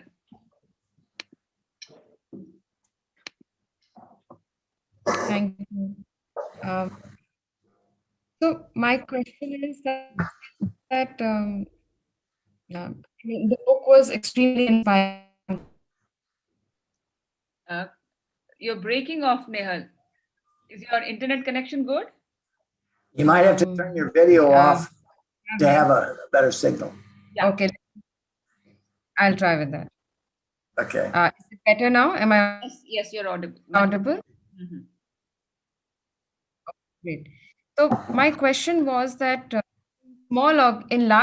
you spoke about giving years and not months to people, because ultimately it's about creating the right bus and not the right passengers. And maybe it's easier to do in large organizations, But what about small organizations where you normally don't have backups for the same role? You have one person handling a lot of things, and not too many people as um, to back them up, or doing the same thing. In such situations, like we've seen that if one person is not shaping up, then that burden comes on the other people, and ultimately it impacts their happiness, their ability to enjoy their work. So how do you strive a balance in that? Well, let me say to you that the biggest struggle I had in my 50 years of building this company was building a team. Okay. When I was 30 and my dad died, and I started implementing new ideas, the company started growing dramatically. And I thought, I'm a 30-year-old guy. I don't know how to hire good people. I don't know the right thing. So I went out and hired an executive recruiter to try and build a competent team to manage our growth. And paid $600,000 in about 1979 in 1 year in recruiting fees, recruiting people from all over the world. We managed this growth from 18 million to 72 million. And it was a disaster, despite the recruiter doing testing, references, and everything. The hardest thing you will do, in my opinion, is build a cohesive team, okay? Getting people, and whether you're a baseball player or a soccer manager, getting a team that plays the game well, okay? And building that is really tough. Now, once you get it, now I'll tell you that what really changed things is, so my first attempt in the late 70s and early 80s was a disaster. Virtually everybody I hired ended up either quitting, or I think most cases they quit because the company ran into some problems, but they also had not materialized. But in about 1987, I hired a gentleman from Coca-Cola who was one of our customers to join me. His name was Phil Astagabi. And Phil had this incredible personality that just attracted talented people. So I would say to you, the problem was when I hired the wrong person, that person then hired the wrong people, okay? But when you get it right, when I hired Phil and Phil hired Tim and Rhonda and Rhonda, when Phil got it right, we started getting this momentum of good, okay? This momentum of good, because if you make the decision on the top people, they tend to hire the wrong people or lead the wrong people. So that is the hardest thing I do, which is really not related to truly human leadership. It is just in terms of your role in building a team. Building a team, whether you're the manager of the soccer team, the coach, or the basketball team, and then getting play patterns that everybody plays their position well is the hardest thing I ever did. And then also to create a business model that gives people success. So again, if you don't get that right, and sometimes it's not them, sometimes it's you, okay? Sometimes we have, this gentleman we had running this one division was a great guy and worked his tail off and was extremely ethical, but his ability to attract the other talented people was limited, okay? But when I hired Phil and he hired Tim and he hired Ronnie and he hired Joe, all of a sudden we got this momentum of good, of people with commonality that really the company took off. So it's the hardest thing we did. And I don't have a good answer for you because again, that's the biggest struggle I had. And if you don't get that right, you can't have the culture, right? If you don't get the leadership right, you can never implement the culture, because when you have disharmony in your leadership team, everybody knows. So big organizations, small organizations, the same problem. Getting the leadership team cohesive, playing the game well together is a tough challenge for anybody in any size organization. Thank you, Bob. Yeah, thanks. So we'll have now one last question before we get into reflection of what we have learned. And so, Prabhakar, for that, I know so many people have questions, but unfortunately, time has a nature of running out. But seriously, if anybody has a question that really is burning that we don't get to, you have my email address. You can send me an email and ask me the question and I'll answer it, okay? Brilliant. Thank you, Bob. That's very generous. And very kind. Thank you. You've given me 2 hours of your time, and I feel that this is serious. You've read the book, and I don't want you to leave with an unanswered question. So please, if another question occurs to me, ask me the question. I'll do the best job I can to answer you. Thank you, Bob. Yes, Jody, you're able to give my email address to any one of these wonderful people. I will. And in fact, what I'll do is each one of them, we do a deep dive review reflection. I'll get it from them and forward their review reflection to you, copying all of them. So they'll have your email ID. Yes, because it's very important to me. I taught, this is the third class I've taught today. I taught over 100 MBA, executive MBA students, which I consider you all the same quality. And the gift they gave me is they promised to give me a feedback on what the key messages they got out of this. Because I can tell you how I feel, but I don't know how you receive it, okay? Yeah. I learn from listening to you all, so I need your feedback. What did you hear that resonated with you, okay? That will impact your future leadership or stewardship of the lives entrusted to you. So that feedback, that listening is really important to me. Yes, so we will do that, for about 15, 20 minutes, as a group conversation, and then people will go back and reflect and then send you, what they're taking away and the actions they're committed to take because of you spend time with them. Yes, Prabhakar, last Perfect. Thank you, Jyoti. Thank you, Bob. Very quickly, I have two questions. One is on responsible freedom. In my line of work, we work with where we have 80% of workforce, which is, come from the rural parts of India, very less educated, and they are used to the control and command management in wherever we are, even for traffic rule, something like traffic rule, there's a control and command management. And when we want to implement, let's say, this culture of responsible freedom, how do we do that? That's my question number one.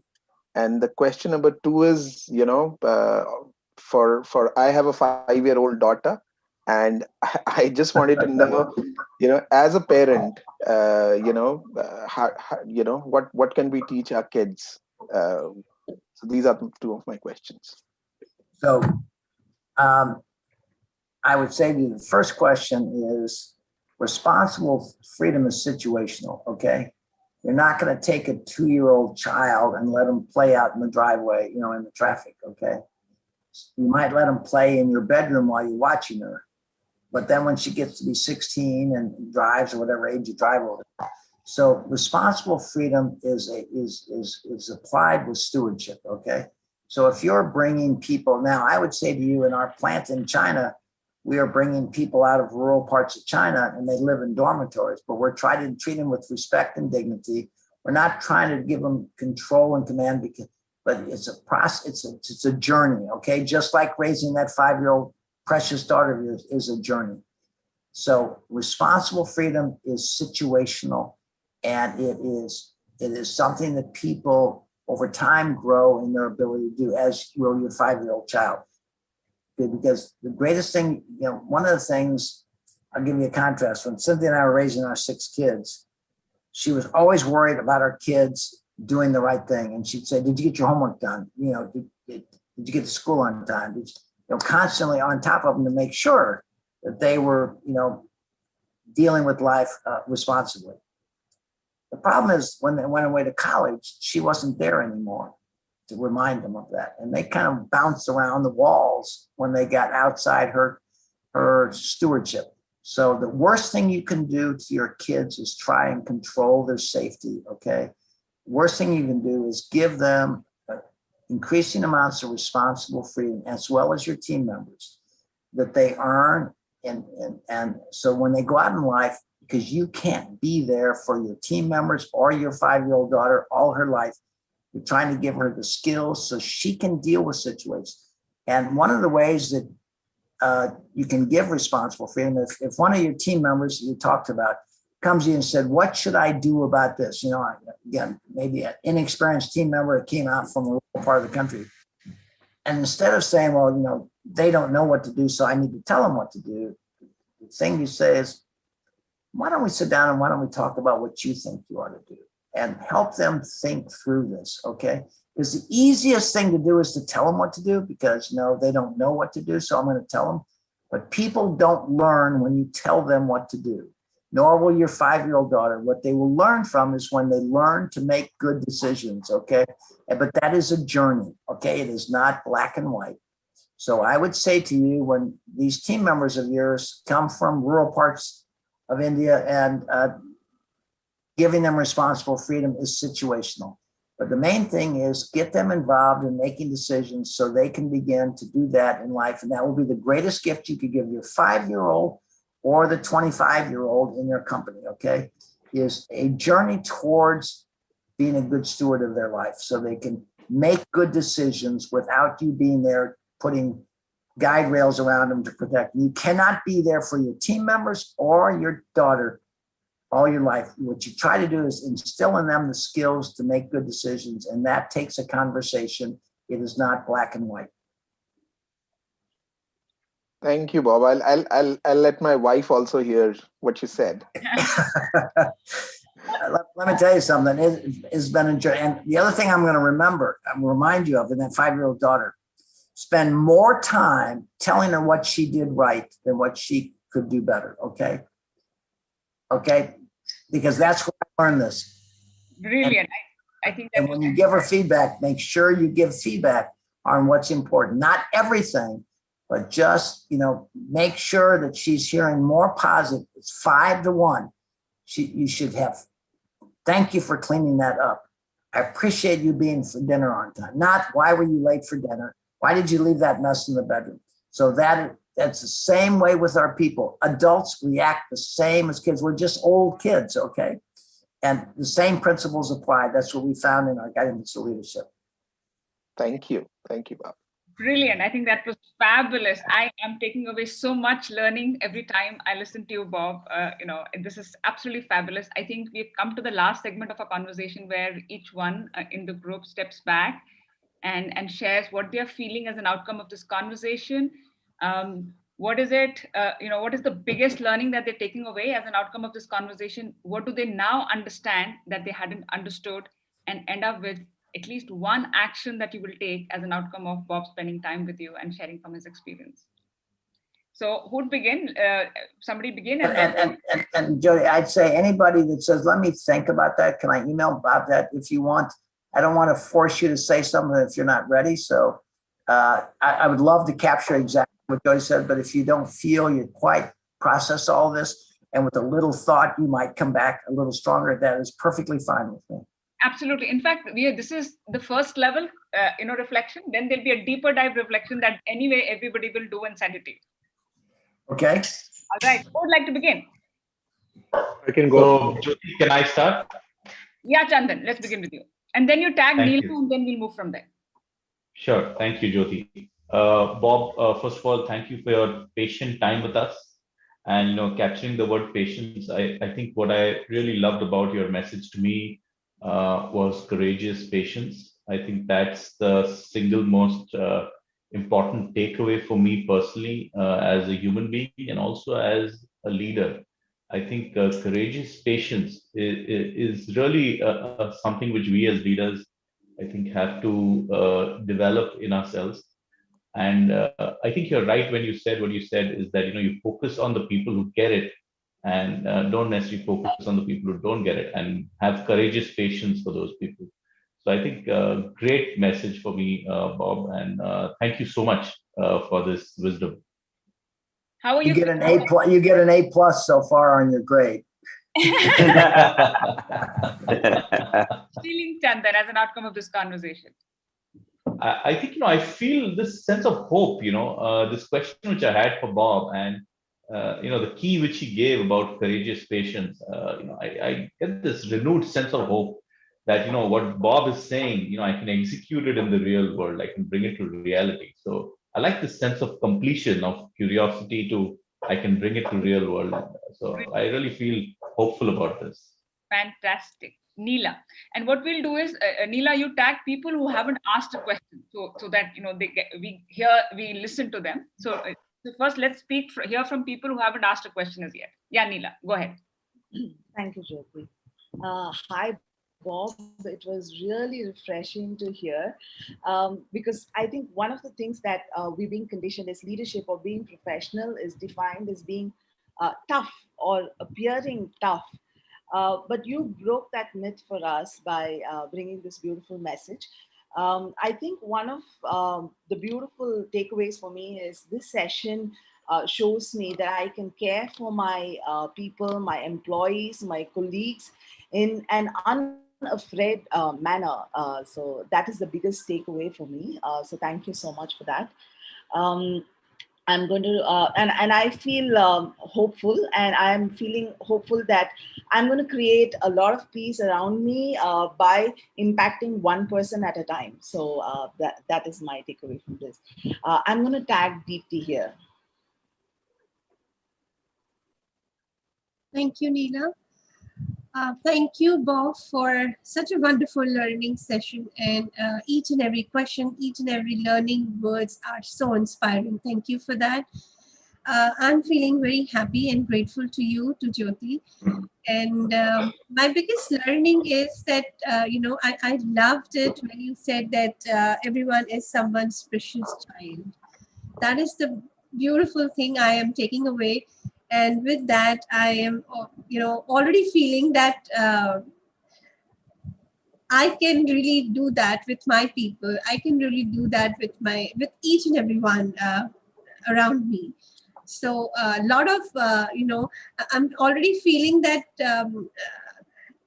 there is no tension. There is no, any worries around. Already I can take care with this concept in my mind and I can talk to them. So thank you for this wonderful wisdom. I hope all of you take away that everybody you deal with every day, not just at work, at stores, on the street, if we treated with people with respect and dignity, we would have a profoundly different world than we have today. Okay, so thank you for that feedback. Go ahead. Thank you. I tag Aarti. Thank you, Deepti. So thank you very much, Bob, for this wonderful session. And my key takeaways are that everyone is someone's precious child. I think that's really impacted me because, as a mother, it comes naturally to think for two people. But if you're thinking for everyone with that concept, I think you're much more conscious and you're much more mindful of what you're saying and what you're expressing, and that has an impact on others. And another thing I take away is that, keep your trust in people and believe in them. And that is where you can, transform the performance. And as an HR professional, I have to go through a lot of that on a daily basis. And I think I know I have more content to talk to them. So thank you very much. I'm feeling very, very enlightened. Thank you very much. And I tag Aditi. Thanks, Aarti. So thanks, Bob, for all the beautiful insights that you shared with us. And there are a lot of takeaways for me, which I've written. So actually, the way the corporates are structured, it's like more of a monitoring and controlling leadership, which is there. But I have taken a lot of tool tips, which I'm going to implement not only to my team, but to my kids as well, to create a better world. And the most powerful learning that I'm taking away is create a culture of service, like from me-centric to we-centric, and to treat your team members as your kids and give them a chance, not judge them. So these are two, most powerful insights that I'm taking from here, and I'm feeling really empowered by all the, learnings that I've taken from you. Thanks a lot. And I tag Anju. Thanks, Aditi. My biggest takeaway today is everybody matters, show them. And I'm already sitting in the inquiry that how am I going to be doing it? How am I going to be, what all steps I'm going to be taking to showing people that they matter?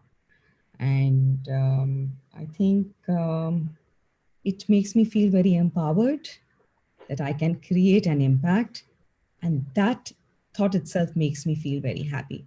Thank you very much, Bob, for the insights that you gave today. Really grateful. I'd like to tag Just so you know, you guys are touching my heart deeply. Okay, I will sleep well tonight, knowing that I've touched your heart, that everybody matters, and we want to treat people as we want the children we brought in this world treated someday. We want to create the world the way it was intended to be, where people genuinely care for each other. Okay, so your words have been, Jody, this has been powerful. Continue, but I'm surprised I'm not crying yet. I know. I mean, you already saw me crying, right? I mean, that is my revenge on you. Yeah, and you go ahead and tag someone. Yeah, so I would tag Prabhakar. Thank you, Anju. Thank you, Bob. It's been amazing listening to you, and that's fantastic. The takeaway for me is two things. One is, that caring doesn't mean being nice. So caring means that you listen, and you give chance and believe in the goodness, but just not being nice. And the second is the responsible freedom, as you said, whether it's your employee or your kids. You're not going to be there forever. So control and micromanagement doesn't work. Giving them responsible freedom works. So yeah, that's the takeaway. Micromanagement never works. Okay, it works for you. It just doesn't work for your people. And if you do that with your kids, you're hurting your kids. You think you're protecting them. You think you're protecting the company, but you're actually hurting their development. But get it. It's a journey. It's a journey. It's a journey. Okay, and every child is different, and every team member is different, and every situation is different. And you got to flex to the nature of the situation. Thank you so much. How are you feeling, Prabhakar? I'm feeling fantastic. I'm in gratitude. I mean, to you, Bob, and to Jyoti for creating this opportunity. Got it. So I'm going to check in Shreya. So Shreya, one of our members, she was in the newborn ICU at night. So therefore, Shreya, is that you? Shreya, are you there? So Shreya is listening in. Okay, all right. So maybe she can't hear me. Yeah, Prabhakar, go ahead and track someone. Yeah, I can tag Vignesh. Thank you, Prabhakar. So I'm feeling really happy and very much grateful for Mr. Chapman. It is indeed a pleasure listening to each of the words that you have spoken today, and I'm feeling very much validated. I feel, I mean, I've written for 4 or 5 pages now about my learnings, and I can't just describe one or two, but just to give you, I mean, again, just to give the forum, like, what's my biggest takeaway? Spending time in telling what my child did right, then telling what they did wrong. So that is something, a phenomenal takeaway from this session. It also works with the employees. So we often point at mistakes when they did one, and we forget about highlighting the 10 good ones that they did. So I feel that's my biggest takeaway. Thank you so much for your time. And what action will you take? So whenever there is a mistake that has been committed by any of the employee, I feel them as my child, and I look at what are the good ones that they've done, and I behave like a human. So that's my behave. I mean, that's a behavioral change that I'm going to inculcate from today. Brilliant. Thank you, Vignesh. Go ahead and tag someone. I tag Mithun. Thank you, Vignesh. Thank you, Mr. Chapman, for the wonderful session we had with you. It's really inspiring and lot of takeaways. And thanks, Jyoti, also for creating this space. My takeaway was one which Vignesh has already told. It's rather telling people what they do right rather than telling people what they do wrong. That's very important. And the second thing is, why do we debate rather than collaborate? So it's like when we work inter-department, that's the most important thing which I will be focusing. Thank you. I will tag Aarti. I'm done. Yeah, Aarti, you done? Okay. So I'm going to add to that. It's not about being right. It's about understanding. Okay. It's about understanding. And that's where the world will knit together fabrics of uniqueness of every individual. It's when we learn to understand each other, not debate. So thank you for that feedback. Thank you, Chair. I will tag Nihal then.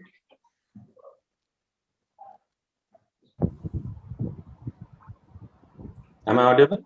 Yeah, who are you tagging? Sorry, Nihal. Nehal. Yeah, thank you.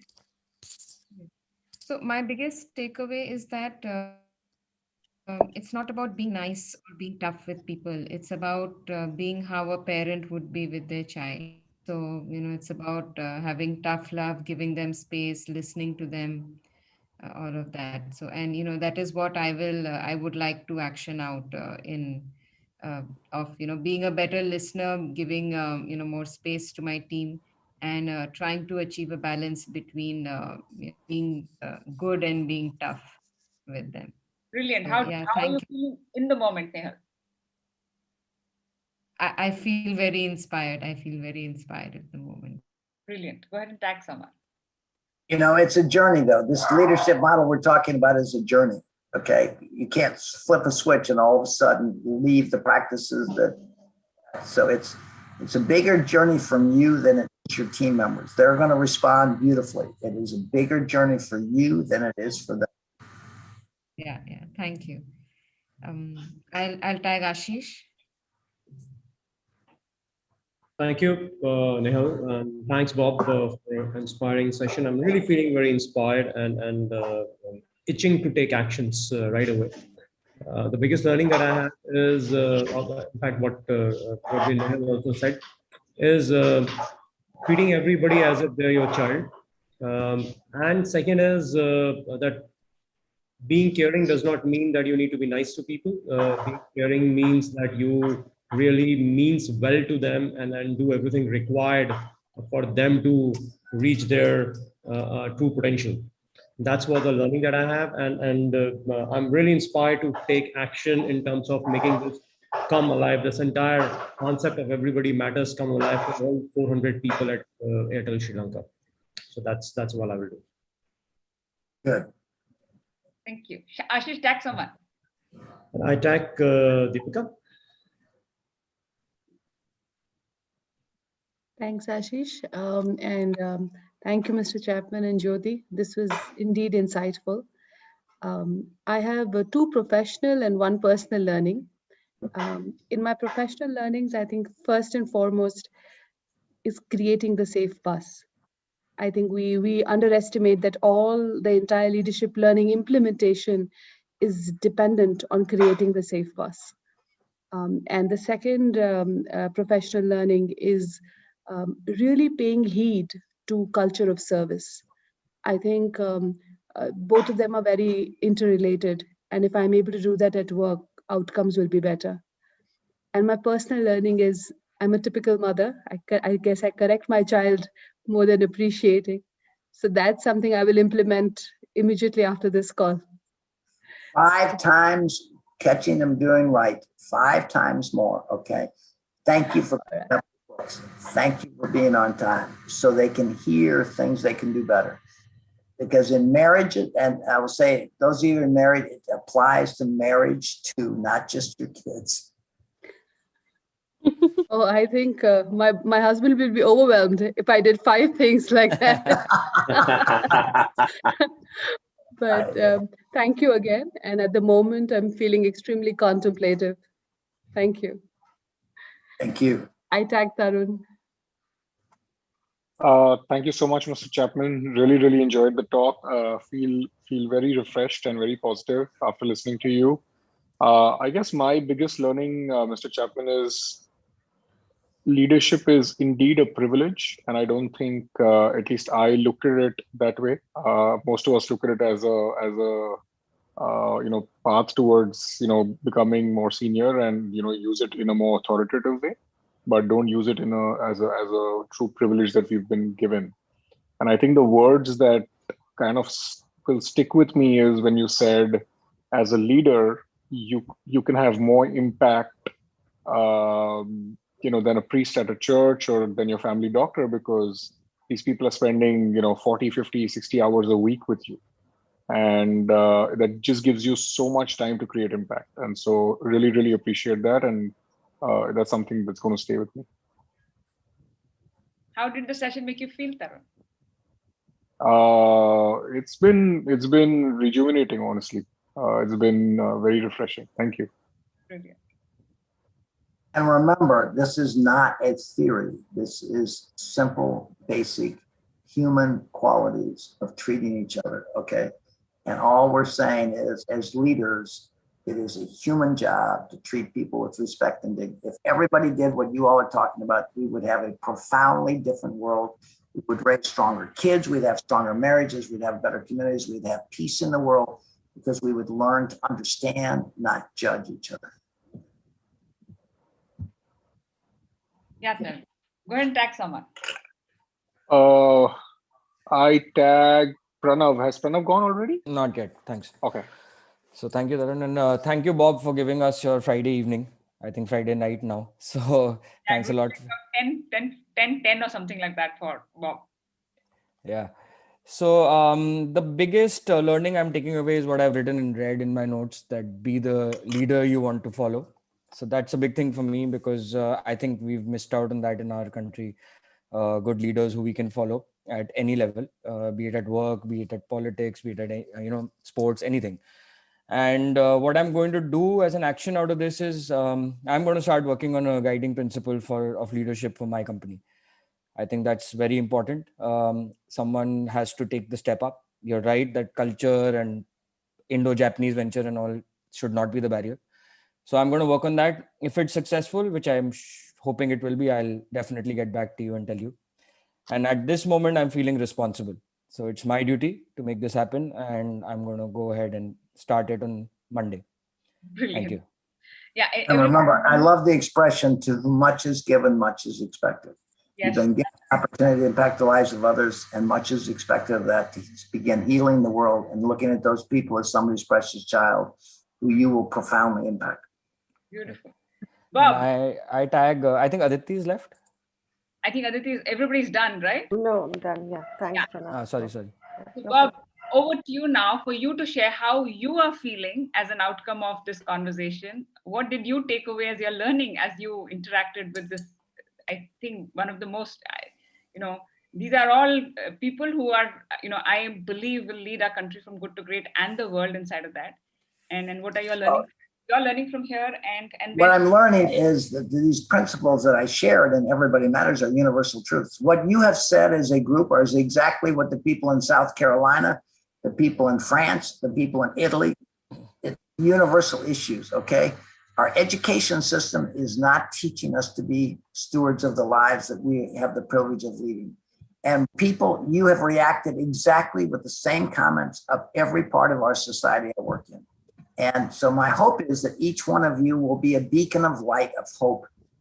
We start lighting lights in the world where people see leaders emerge who genuinely care about the people they lead. And it's not, and as you said, it's not about being nice. Caring is a sense of responsibility for the lives entrusted to you. It is not about being nice. It's not about being strict. It's about being thoughtful and treating people with respect and dignity so they can become who they're intended to be. So what this gives me, as you've all said, is hope. Because if we can do it in India, we can do it in China, we can do it in France, we can do it in America. We can create a world where everybody matters, which is the world you want to bring your 5-year-old daughters into, okay? So again, think of that story of the 5-year-old daughter and the father who loves that daughter more than life itself, okay? Just now look at those other people in your organization as somebody's 25, 35-year-old precious daughter or son who simply wants to know they matter. And you have a profound opportunity to help people realize the essence of life, which is the opportunity to live in harmony with other people and understand each other, not judge, but to understand each other. That's the world I imagine, and that's the journey you're now on, because now you can't go back, okay? There's no going back, okay? You guys have been now given the taste of what the world could be, and it's your job now to embrace this and bring it and give us feedback and show it just as relevant in India as it is in Washington, D.C. or San Francisco or Shanghai. This is universal truth, and it will lead to world peace. Thank you, Bob. Don't let me down, okay? Don't let me down. Bob, I want to sort of end up this conversation. I'm feeling deeply grateful not only for this conversation, grateful for the fact that you held my space last year when I was going through the darkest phase of my life. This conversation wouldn't have taken place if you weren't there living the principles that you lived, talking to a total stranger out of the blue, seven oceans apart, and really, giving your empathetic listening. And, I can't even tell you, I wouldn't have survived if it wasn't for your listening and your care last year. So I know this matters, and I hope that, no, I believe that we will create a better world because you're out there doing what you're doing. I'm hoping each one of you will become a disciple of these values, okay? And so we'll carry it forward with stories, your own personal stories of the feedback you'll get as I've got. I could fill the next 18 hours of stories that would have you all sobbing. And I hope for every one of you, you get the feedback I've gotten in this journey, which feeds your deepest sense of purpose, okay? Because when it's one thing to make a good profit and make good money, it's another thing to touch the lives of people. It is a joy that is hard to articulate. Jody's feedback to me about how I helped her is profoundly meaningful to me because I think she is a precious, gifted person who genuinely wants to help others. And that's the world I imagine, a world where we're all here for each other, not ourselves, but for each other, because that will give us the greatest joy. So thank you all for the privilege of the time you've given me.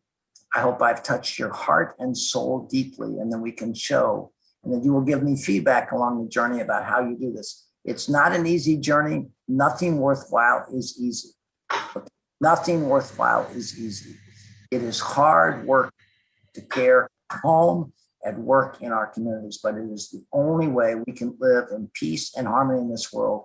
And our precious kids, our precious friends will have a chance to live life. So thank you for your time. It's precious. Thank you, Bob. Good night, and I'll reach out to you. I'll connect with you one-on-one, and to see how we go. Thank you, everybody. Thank you. God bless you all. God bless you all. Thank you. Thank you so much, Bob.